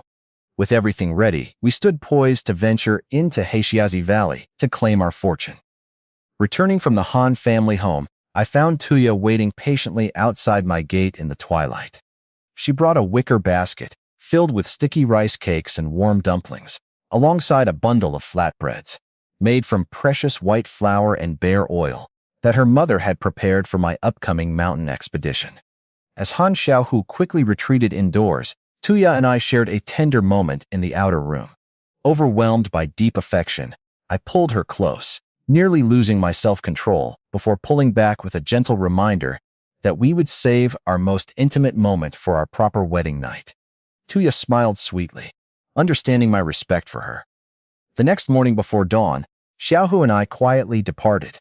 I packed the half-knitted sweater Tuya had given me and fed our trusty reindeer, which was hitched to a loaded sled. Together with Jinbao, we slipped out of Wulidi village into the dark, snow-covered forest. The reindeer proved to be an incredible forest transport animal, gliding effortlessly through the deep snow and doubling our travel speed. Around noon, we paused under a rocky cliff to eat the roasted sticky rice cakes Tuya had provided. Though we spotted several herds of wild boars along the way, I deliberately avoided engaging them, knowing we had to stay focused and silent to avoid alerting our main targets. By afternoon, I finally fired a single shot to bag a lone roe deer for our evening provisions, tossing it onto the reindeer sled. As the sun dipped below the horizon, painting the sky a deep crimson, we finally reached our destination, the outer periphery of Hexiazi Valley. Standing atop the ridge and looking down at the dense, eerie ravine veiled in chilly shadows, I knew we had arrived at the core hunting ground. Deciding it was too dangerous to enter after dark, we prepared to set up camp for the night. We established our temporary wilderness camp at the mouth of the gully, clearing the snow, lining the ground with branches, and covering our makeshift shelter with thick felt and a dogskin rug. While our reindeer rested nearby with hay and corn, and Jinbao patrolled the perimeter, we used stones to set up a small stove. We melted snow to heat up Tuya's warm dumplings and roasted fresh roe deer skewers over the open campfire, seasoning them with salt and Sichuan peppercorn powder. After dinner, we took turns keeping watch through the night as the campfire flickered against the pitch-black wilderness. The following morning, after a quick breakfast, Xiaohu and I stepped deeper into the territory of Hexiazi Valley. We soon discovered our first target, a classic skyden tree hollow with icicles hanging from its rim. Xiaohu nimbly climbed the tree and tossed a firecracker inside. When we followed up with 2 more, a deafening roar erupted from the hollow. As a massive black bear head emerged, I raised my Type 56 rifle and fired a precise shot into the back of its head, dropping it instantly. After harvesting an iron gall and burying the meat in the snow, we continued our search. By afternoon, we found our second target, a ground den at the foot of a mountain wall marked by glistening icicles. Dealing with a ground den required extreme caution because of the risk of a sudden charge, so Xiaohu set up a protective bonfire to the side while I tossed in 2 firecrackers. Enraged, an enormous black bear lunged out of the cave at terrifying speed. My initial shot only grazed its shoulder, causing it to stand upright and roar with fury. With life and death hanging in the balance, I steadied my aim and fired straight into its eye, dropping the massive beast just before it could reach us. Since night was falling and carrying fresh meat was impractical, we decided to camp right at the entrance of the ground den and render the bear fat. Taking turns, keeping watch, Xiaohu and I spent the night cutting the fatty bear tissue into a large tin oil drum. By morning, we had rendered nearly 70 pounds of clear bear oil. For breakfast, we stewed the crispy, caramelized lard cracklings with our pickled cabbage, enjoying a hot, savory meal that easily warded off the morning chill. After finishing my meal, I looked toward the misty depths of Hexiazi Valley and told Xiaohu we would head down to the ditch. While Xiaohu escorted the reindeer and our first bear back toward camp, I continued solo with Jinbao, relying on my intuition and my hound's keen senses to track down more game in the silent snow forest. Less than an hour later, Jinbao stopped before a withered linden tree, alerting me to a frosty sky den 3 to 4 meters up.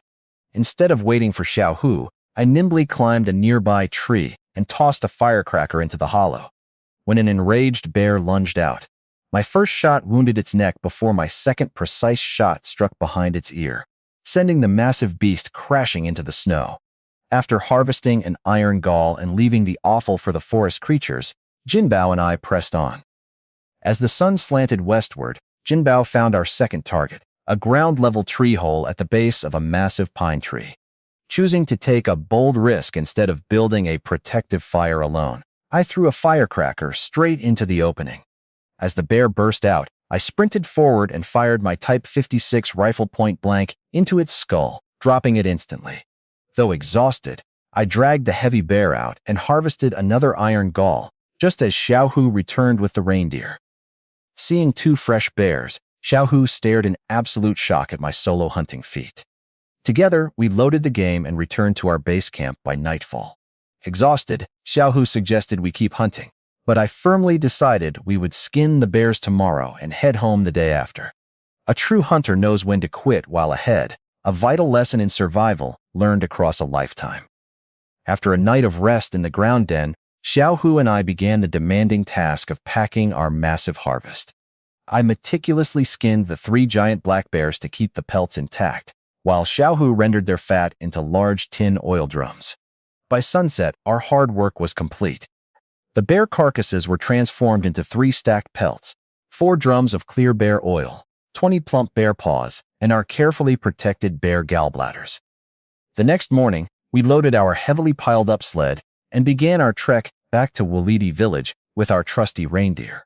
As we neared the village by mid-afternoon, our hunting dog Jinbao suddenly bolted into a birch forest and expertly cornered a pair of sika deer. Though I hadn't planned on hunting any more game, Jinbao's swift takedown left us with an unharmed male and female sika deer, which we promptly added to our overburdened sled. Arriving at the edge of the village, I spotted Tuya waiting patiently under the old elm tree, her eyes lighting up with relief as we approached. Instead of heading straight home, I brought the sled directly to her family's courtyard. Old Batu warmly greeted us, immediately tending to the injured sika deer with his personal herbal powder and offering to take over caring for our hard-working reindeer to help it recover its strength. After enjoying a warm meal prepared by Tuya's mother, Xiaohu and I finally headed home to sleep. My deep slumber was abruptly interrupted the next morning by a loud bang at the door and Fatty Hoo's urgent, frantic voice calling out my name, begging me to open up. Early in the morning, I had barely woken up with my aching joints when Fatty Hoo squeezed through my door in a frantic rush, sweating despite the bitter cold. He excitedly announced that the forest farm was distributing year-end pork benefits to its employees, and that he had secured the lucrative purchasing job. Desperate for a reliable supply, he came straight to me, offering top dollar. 5 cents a pound for gutted wild boars with skin and hair included, paid in cash upon delivery, up until the 26th of the 12th lunar month. Recognizing this golden opportunity to fund my upcoming house construction and wedding, I immediately agreed to take on the job. As we discussed logistics, Fatty Hoo left briefly, only to return with even better news. He had convinced the farm management to lend us their tracked Mountain Tiger vehicle. With its tank-like off-road capabilities, the Mountain Tiger could drive right up to the edge of the forest to collect our game, transport it directly to Leng Farm, and load it onto the nightly timber train bound for farm headquarters. This eliminated our biggest transportation bottleneck, leaving Xiaohu and me free to focus entirely on hunting. With tools, transport, and buyers fully secured, I checked my remaining ammunition and realized my stockpile from Heishiazi Valley was nearly depleted. Needing to stock up before heading back out, I went over to father-in-law Batu's yard to borrow his horse-drawn carriage. Arriving at the yard, I found old Batu and village chief Wang Mansong inspecting our newly captured sika deer and reindeer in the shed. After greeting them, I stated my intention to borrow the carriage to buy bullets at the black market. Upon hearing the word bullets, Village Chief Wang stroked his chin with a knowing smile and casually dropped a hint that changed everything. We wouldn't need to go to the black market at all, because the village headquarters had a stockpile we could use.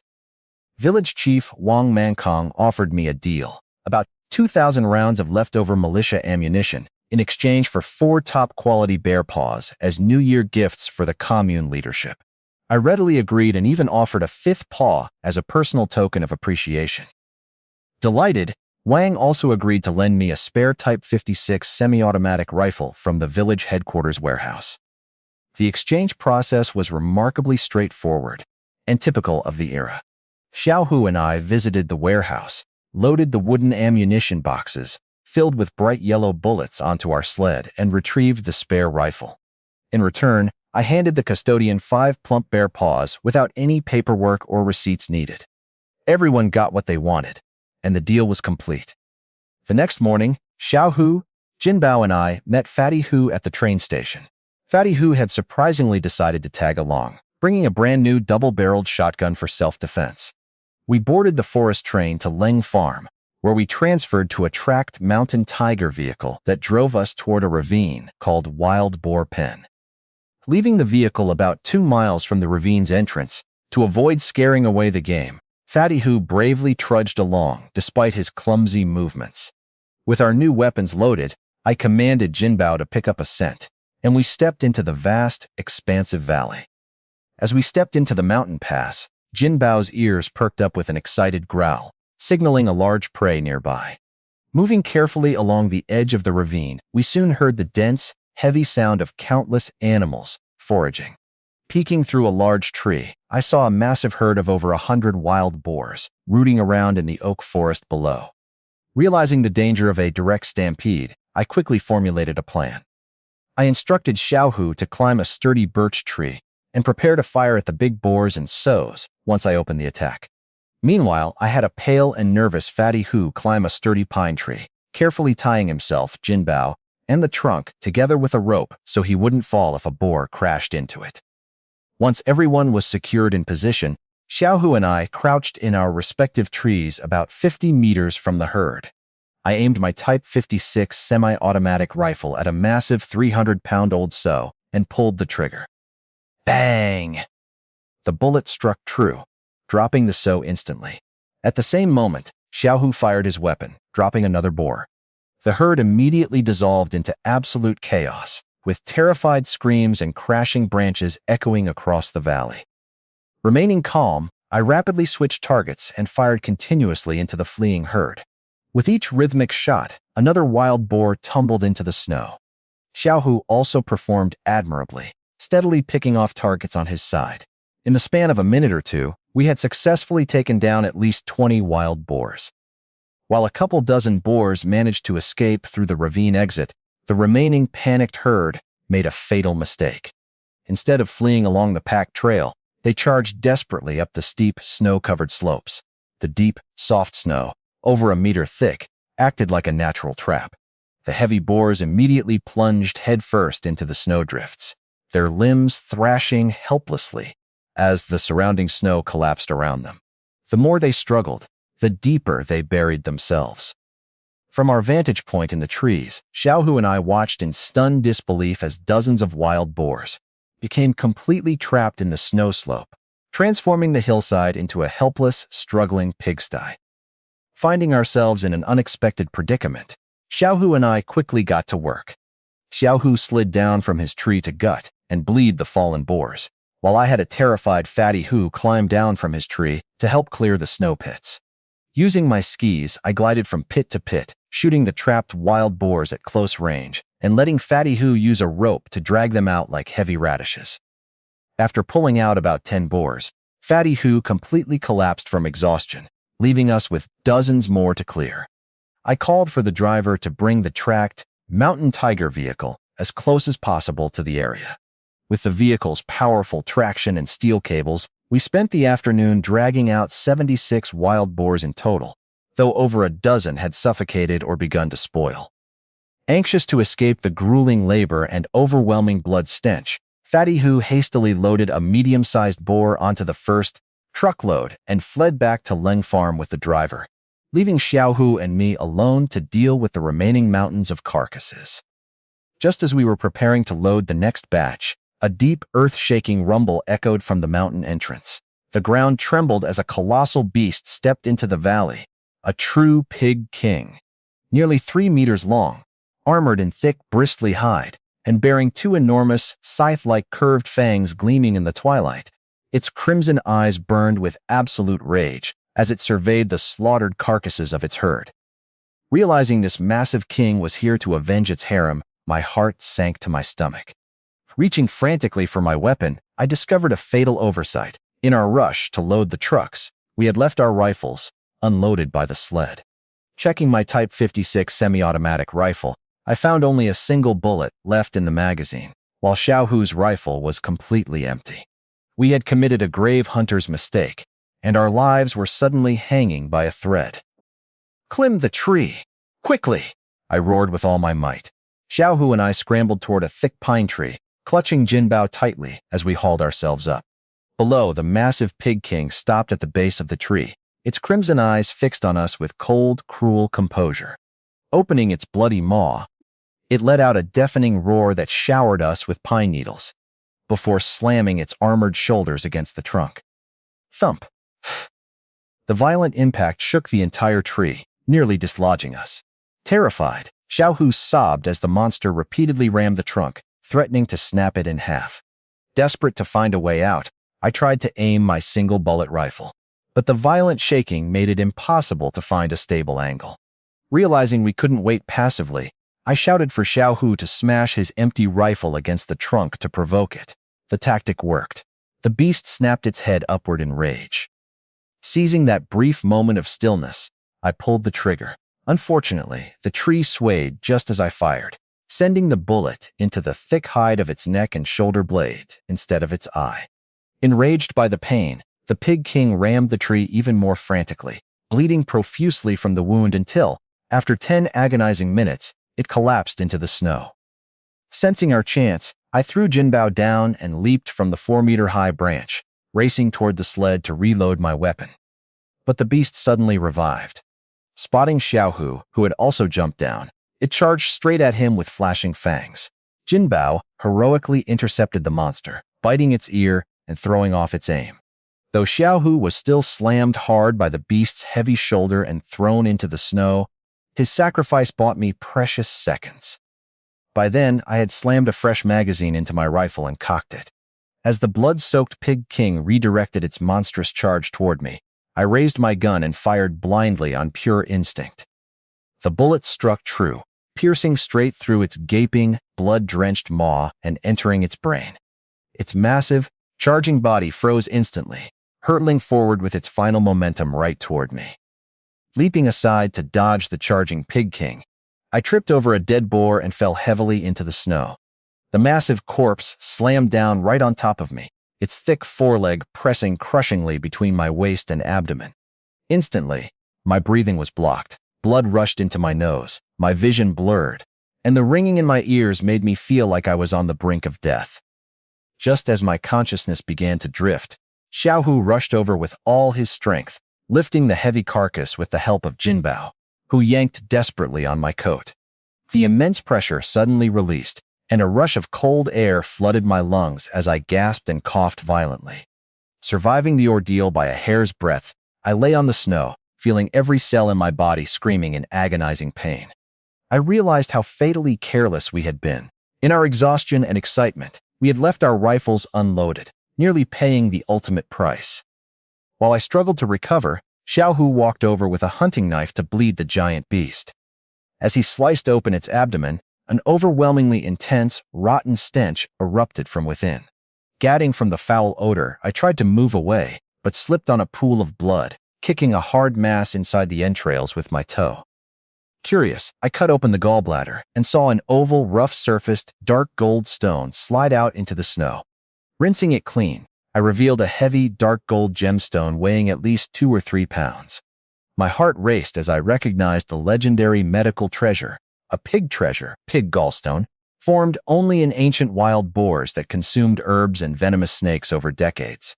Knowing the immense danger and wealth this treasure represented, I immediately ordered Xiaohu to wrap it tightly in oilcloth and hide it at the very bottom of our bags, deciding we could only safely sell it later in distant Siju City. Next, I had Xiaohu cut off the boar's unusually thick stomach, which was covered in countless boil-like nodules. This rare pig sand stomach was another prized medicinal herb used to neutralize snake and insect venom. Through this near-death experience, we had not only survived the wrath of the Mountain King, but also secured an earth-shattering treasure that would completely change our destiny. After eviscerating the monstrous Pig King, extracting the precious pig treasure, and harvesting the boil-covered stomach, Xiaohu and I gathered enough dry branches to start a small fire away from the blood stench. Leaning against a fallen log, I breathed cautiously as a faint grinding sound confirmed my worst suspicion. I had definitely broken several ribs. Though no internal organs were damaged, the severe injury meant at least a month or two of forced rest, sidelining me from strenuous mountain hunts. As twilight painted the sky a poignant crimson, the familiar diesel roar of the mountain tiger echoed in the distance. Fatty Hu and the driver jumped out, their jaws dropping in utter disbelief when they saw the hill-like carcass of the Pig King. Even the taciturn driver exclaimed that he had never seen such a colossal beast in all his years at the forestry farm. After I briefly recounted the terrifying encounter, omitting the hidden treasures, Fatty Hu hurriedly offered the driver a pack of good cigarettes to help load our massive haul, including the 76 regular wild boars, onto the vehicle. We clattered all the way to the forestry station headquarters, where logistics staff turned on the headlights to weigh the boars overnight. The inspectors rejected the pungent Pig King carcass, claiming its strong, medicinal odor might make the workers sick, precisely what I wanted. The remaining 76 wild boars weighed a staggering 15,800 catties, fetching an astronomical sum of 7,900 yuan at 5 mao per catty. The logistics team handed over 79 thick stacks of Great Unity bills, making it a life-changing fortune for the winter of 1976. With Fatty Hu's help, the driver transported us and the massive Pig King corpse to Hengizi town by dawn. Han Laoshuan came down to pull the boat, and upon seeing my pale face, difficulty moving, and Xiaohu's torn coat, the veteran hunter immediately panicked and summoned a local barefoot doctor. The doctor confirmed the rib fracture, leaving me with a few pungent black plasters and instructions to rest on a heated kang for months. True to my word, I split the 7,900 yuan in half, forcing 3,900 yuan onto Han Laoshuan as our hunting partnership share.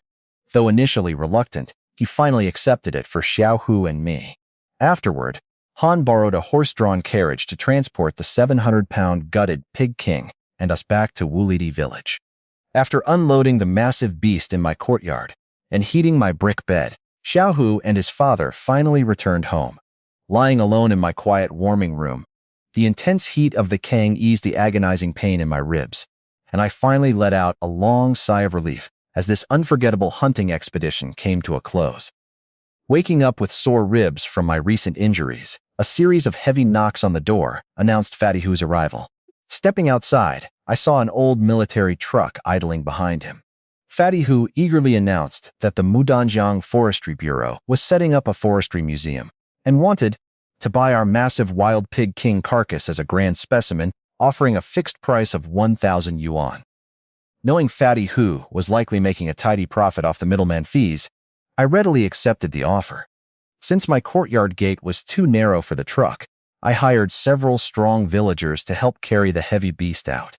As the villagers and children gathered in awe, Fatty Hu dramatically announced that I was generously donating the Pig King to the country's forestry museum, instantly earning me the deep admiration of the entire village. Fatty Hu handed over 10 stacks of Great Unity bills, totaling 1,000 yuan, before the truck roared away, leaving me with a pocket full of cash and a sore body needing rest.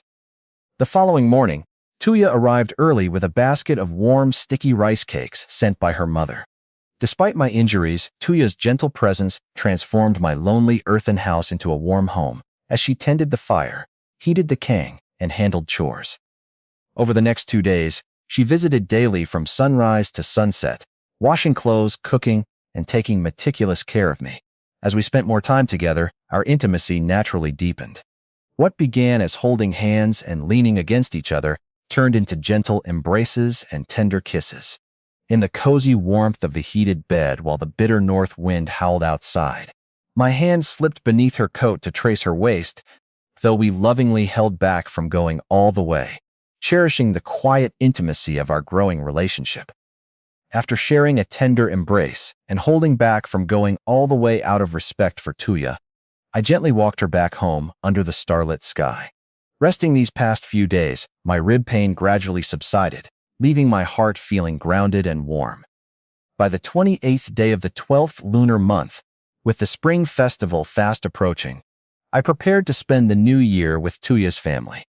Needing to stock up on provisions, I harnessed our trusty reindeer to the sled and brought Tuya along to the bustling black market at the farm headquarters. We loaded up our sled with generous supplies for the holiday feasts: fresh pork ribs, giant soup bones, 10 kilograms of marbled pork belly, frozen pears and persimmons, millet sticky rice cakes, soy sauce, vinegar, and premium canned yellow peach and hawthorn preserves. I also picked up a large frozen salmon along with dried kelp and vermicelli to ensure our New Year meals symbolized abundance. Seeing the overflowing mountain of goods, Tuya felt a bit worried about the expense, but I reassured her with confident certainty, filling her face with pampered happiness. That afternoon, taking advantage of the bright winter sunlight, Tuya and I took the reindeer sled out for a quiet ride to the edges of the back hillside just outside the village. While Tuya watched over the sled with Jinbao keeping guard, I used my powerful slingshot to hunt. With sharp precision, I managed to bag a few plump sand pheasants, a couple of forest dragons, and a colorful pheasant, holding them up with a smile for Tuya. Surrounded by the serene snow-covered forest, our quiet excursion was filled with peaceful romance and joyful anticipation for the upcoming new year together. After bagging our harvest of wild game, I decided to call it a day to avoid straining my ribs, bringing a bright smile of relief to Tuya's face. As we turned our reindeer sled around to head back, Jinbao suddenly perked up its ears, alerting us to a gentle, shrub-covered slope nearby. Reaching for my Type 56 semi-automatic rifle, I spotted a group of docile grayish-blue, green mountain goats grazing peacefully on dry grass. Though Tuya initially worried about my injury, my excitement won her over. I crept within 50 meters alongside Jinbao and fired, dropping 2 large adult goats and a half-grown lamb in a flurry of shots. Tuya immediately took the reins and drove the sled right to the fallen prey. Working together with seamless efficiency, we bled and gutted the goats on the spot. I made sure to save the heart, liver, and stomach, promising Tuya I would cook her a bowl of authentic Lu Province lamb offal soup just like back in my hometown. With our sled heavily laden with the 3 goats and our earlier pheasants, we walked back alongside the reindeer. When we arrived at Old Batu's courtyard, the veteran hunter inspected our catch with a look of silent approval in his eyes. Without needing my help, Old Batu expertly skinned and butchered the meat, transforming the goats into ready-to-cook ingredients with his steady hands. The next morning, Tuya woke me up bright and early, with the exciting news that the mutton was prepped and the soup bones had soaked overnight, eagerly calling me Chef Lee to get the kitchen started. Arriving at the yard, I found the meat neatly arranged and the bones and offal soaking in clear water. Rolling up my sleeves, I set up a large iron pot, blanched the mutton bones with ginger and scallions to remove any gamey odors, and then simmered them over low heat until the broth turned a rich, milky white. In a separate pot, I stir-fried the cleaned lamb offal with cooking wine and ginger before combining it with the boiling bone broth, finishing it off with salt and secret spices for a savory, aromatic Lu Province-style mutton offal soup. We also invited village chief Wang Manchong over to join us. At noon, Tuya's Kang table was piled high with our steaming, fragrant soup, sliced mutton, chili oil, cilantro, scallions, Old Batu's pickled vegetables, and warm Beta Huang wine. Sitting cross-legged on the Kang, Wang Manchang and Old Batu took their first sips of the thick, milky soup. The rich, mellow broth and subtle spiciness warmed them instantly from the inside out, prompting Wang to shower the meal with enthusiastic praise, while Old Batu's relaxed, satisfied expression spoke volumes. After finishing a hearty mutton soup lunch, village chief Wang Manchong departed, and old Batu dozed off on the kang. While her mother cleared the table, Tuya slipped out of the house to join me at my cabin. In the privacy of my room, our intimacy quickly deepened as we embraced and explored our growing passion. Yet, true to my word, I continually stopped myself at the final boundary, firmly promising to save that moment for our proper wedding night. Tuya rested peacefully in my arms, comforted by my restraint and respect. As dusk fell, I walked Tuya back under the moonlight. Near her gate, we ran into old Batu smoking his pipe in the dark. Though his expression was unreadable, his quiet parting words, advising me to be careful on the slippery path home, carried the silent, wise boundaries of a caring father. The next morning, New Year's Eve, I woke up alone and spent the morning quietly feeding the dogs and clearing snow from the courtyard. By midday, Tuya arrived wearing a brand new red cotton jacket, but her eyes looked misty and aggrieved. Sensing something was wrong, I led her into the quiet shadows of a nearby grove of trees. As I gently stroked her face and kissed her forehead and lips, her lingering awkwardness and sadness instantly melted away under my tender affection. When Tuya expressed her lingering upset about her parents, cautioning her against visiting my cabin too often to avoid gossip, I gently reassured her. I explained that her parents were simply acting out of love and protective concern, and reminded her that we had firmly agreed to save our most intimate moments for our actual wedding night.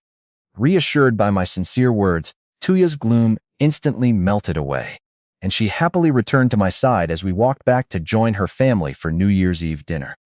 The holiday feast was exceptionally abundant, outshining even meals at the provincial party secretary level. The table featured rare bear paws simmered to perfection, tender hand-pulled mountain goat meat with chive blossom sauce, sauerkraut stewed with wild boar and pork ribs, braised golden carp, a plump whole chicken, and steaming pork dumplings. Sitting around the warm kang table, we enjoyed the festive cheer and delicious food together. As we drank mellow Beta Wang wine, I seized the moment to make my formal intentions clear. I solemnly promised old Batu and Tuya's mother that once spring arrived and the ground thawed, I would immediately build a spacious new house and formally marry Tuya by June at the latest. I also invited her parents to move in with us so they wouldn't have to stay in the production team's stable yard anymore. While Tuya's mother gladly accepted the wedding timeline, old Batu thoughtfully declined the offer to live together, explaining that they were used to their quiet life and preferred not to crowd us young people. Realizing the wisdom behind his words, especially regarding our future privacy, I readily agreed with a knowing smile. On the first day of the Lunar New Year, while old Batu and his wife stayed home to enjoy the peace, Tuya and I took our reindeer sled to the town square to watch the lively Yangko dance. Amidst the festive gongs, drums, and colorful performances, Tuya excitedly pointed out the sweet food stalls, and we joyfully spent the holiday together. When we stopped by a candied hawthorn stall during our town outing, I impulsively bought out the old man's remaining stock, about 100 skewers, for 10 yuan just to see Tuya smile. Slinging the massive red bundle over my shoulder, we walked back to Wulidi village looking quite conspicuous. However, when mother-in-law saw our mountainous haul of sour fruit, her face drained of color. Mistakenly believing that Tuya was experiencing early pregnancy cravings, the elderly couple panicked over the thought of an unmarried pregnancy and sternly called us inside to demand answers. When mother-in-law blurted out her worries about a baby bump and village gossip, Li Yue and Tuya burst into loud, uncontrollable laughter. Blushing deeply, Tuya scolded me for buying so many snacks, while I finally managed to stop laughing and solemnly swore to old Batu and mother-in-law that I would strictly respect Tuya's honor and wait until our official wedding in June. Reassured by my sincere promise and solemn oath, old Batu patted my shoulder in relief, and mother-in-law's fears instantly vanished. A few days later, as my ribs continued to heal, I mentioned to Tuya my idea of buying a quiet air rifle from the supply and marketing cooperative to hunt small game like squirrels and hares in the back forest without exerting myself. To my surprise, Tuya enthusiastically supported the idea and insisted that we buy two, one for me and one for her. Eager to practice her marksmanship and playfully claim she wanted to protect me, while my injuries healed. Her spirited excitement made me love her even more. The day after deciding to buy the air rifles, I took Tuya to the supply and marketing cooperative at the farm headquarters. Sure enough, the two Gongzi brand air rifles were still quietly gathering dust in the corner. I pointed straight to the counter and bought both rifles along with 20 boxes of lead bullets. Tuya was ecstatic, eagerly cradling her new gun and asking all about how to aim and load it. After a quick lesson in the courtyard, Tuya couldn't wait to test them out in the back mountain. Over the following days, our walks through the snow-covered pine forests were filled with the soft puff of our air rifles as we hunted gray squirrels. Tuya proved to have a natural eye for shooting, successfully bagging several targets to her utter delight. However, the bitter northeast winter soon interfered with our fun. The freezing temperatures caused the factory gun oil in both air rifles to solidify, jamming the levers. To fix this, I completely disassembled the rifles back home, wiped away the old grease with kerosene, and lubricated all the internal parts with my treasured bear oil, a dense, cold-resistant fat I had rendered from our black bear hunt. To test the oil, we buried both air rifles in the freezing snow for over 2 hours. When we dug them out in temperatures near -26 degrees Celsius, the levers moved smoothly, and the guns fired perfectly. With the equipment issue resolved, Tuya baked flatbreads using bear oil and flour for our provisions, and the next morning we headed straight to Erdaugu in the back mountain with our dog, Jinbao. The pine forest was teeming with squirrels. Tuya quickly took a shot at a squirrel on a tall red pine and hit it precisely, prompting Jinbao to retrieve it proudly. Our hunt continued with great success throughout the day. By afternoon, we had gathered nearly 50 squirrels and 2 hares. Carrying our heavy loot back to the village, I intended to help old Batu skin the squirrels, to save him some trouble. But when I tried my hand at it, old Batu wordlessly took a squirrel and demonstrated his master-level technique. With lightning-fast precision, his well-worn knife made a few deft cuts, and a perfectly smooth pelt was cleanly peeled away in barely a dozen seconds, leaving me humbled and deeply admiring his decades of honed expertise. Watching old Batu effortlessly handle prey with expert precision, I felt deep admiration for his seasoned hunting skills. Inspired by our success with the air rifles, Tuya and I spent the following days tirelessly hunting gray squirrels in the back mountain pine forests. Day after day, our baskets overflowed with pelts, and Jinbao dutifully carried them back. Old Batu transformed his yard into a drying station for over 500 gray squirrel pelts, which would fetch a tidy sum for building our new house in the spring. As the biting cold subsided and the deep snow melted into rich black soil, the village prepared for spring planting. Village Chief Wang Manchang visited old Batu's yard to discuss establishing formal rules for village hunters. He explained that other villages exempted hunters from regular farm labor and granted them full work points in exchange for a monthly meat quota. Recognizing the immense advantage of this system, I immediately chose the hunter's path and boldly agreed to deliver 300 caddies of clean meat to the brigade headquarters every month. Wang was thrilled by my ambition, officially recognizing me as Wuladi Village's resident hunter. Realizing that deboning, skinning, and processing 300 caddies of clean meat per month would consume precious time and energy, old Batu stepped in to offer his unwavering support. He insisted that I focus entirely on hunting in the mountains and simply bring the game back to his yard, where he would expertly handle all the tedious butchering and processing to meet the brigade's standards. Reassured by my father-in-law's skill and generosity, I felt completely at ease, knowing my path as a professional hunter was fully secured by family and trust. Eager to fulfill my promise to marry Tuya, in June I hired experienced builders and stonemasons to start constructing our new house before the spring planting began in April. On the auspicious second day of the second lunar month, symbolizing the dragon raising its head, Village Chief Wang Mansang, old Batu, the hired craftsman, and I gathered at my allocated grassland plot to mark the boundaries. Using a primitive method, Wang roughly paced out the area, while a villager scattered white lime along the path. True to village custom, the shrewd craftsman subtly nudged the lime lines outward, cleverly expanding our homestead by nearly 200 square meters and enclosing a natural spring waterhole within our borders. Wang Mansong noticed the expansion with a knowing smile and tacitly approved. Standing on the newly marked land, I shared my grand architectural vision with the amazed craftsman. Instead of common adobe, I had acquired modern red bricks and cement through Fatty Hu's connections. I planned a spacious front yard with a row of 5 bright red brick houses facing south, leaving a wide west passage for our carriages and reindeer, and saving space for a vegetable garden. The larger backyard would provide a roaming area for our reindeer and dogs, complete with future fruit trees and grape trellises. To ensure complete safety against wandering wildlife from the back mountain, I specified a robust 2-meter-high courtyard wall, resting on a 1-meter-deep stone foundation quarried from the mountain.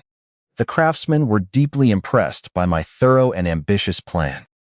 When Han Xiaohu rushed over eager to help, he quickly realized he was out of his depth among the professional stonemasons and builders. Seeing Xiaohu's frustration, old Batu cleverly intervened.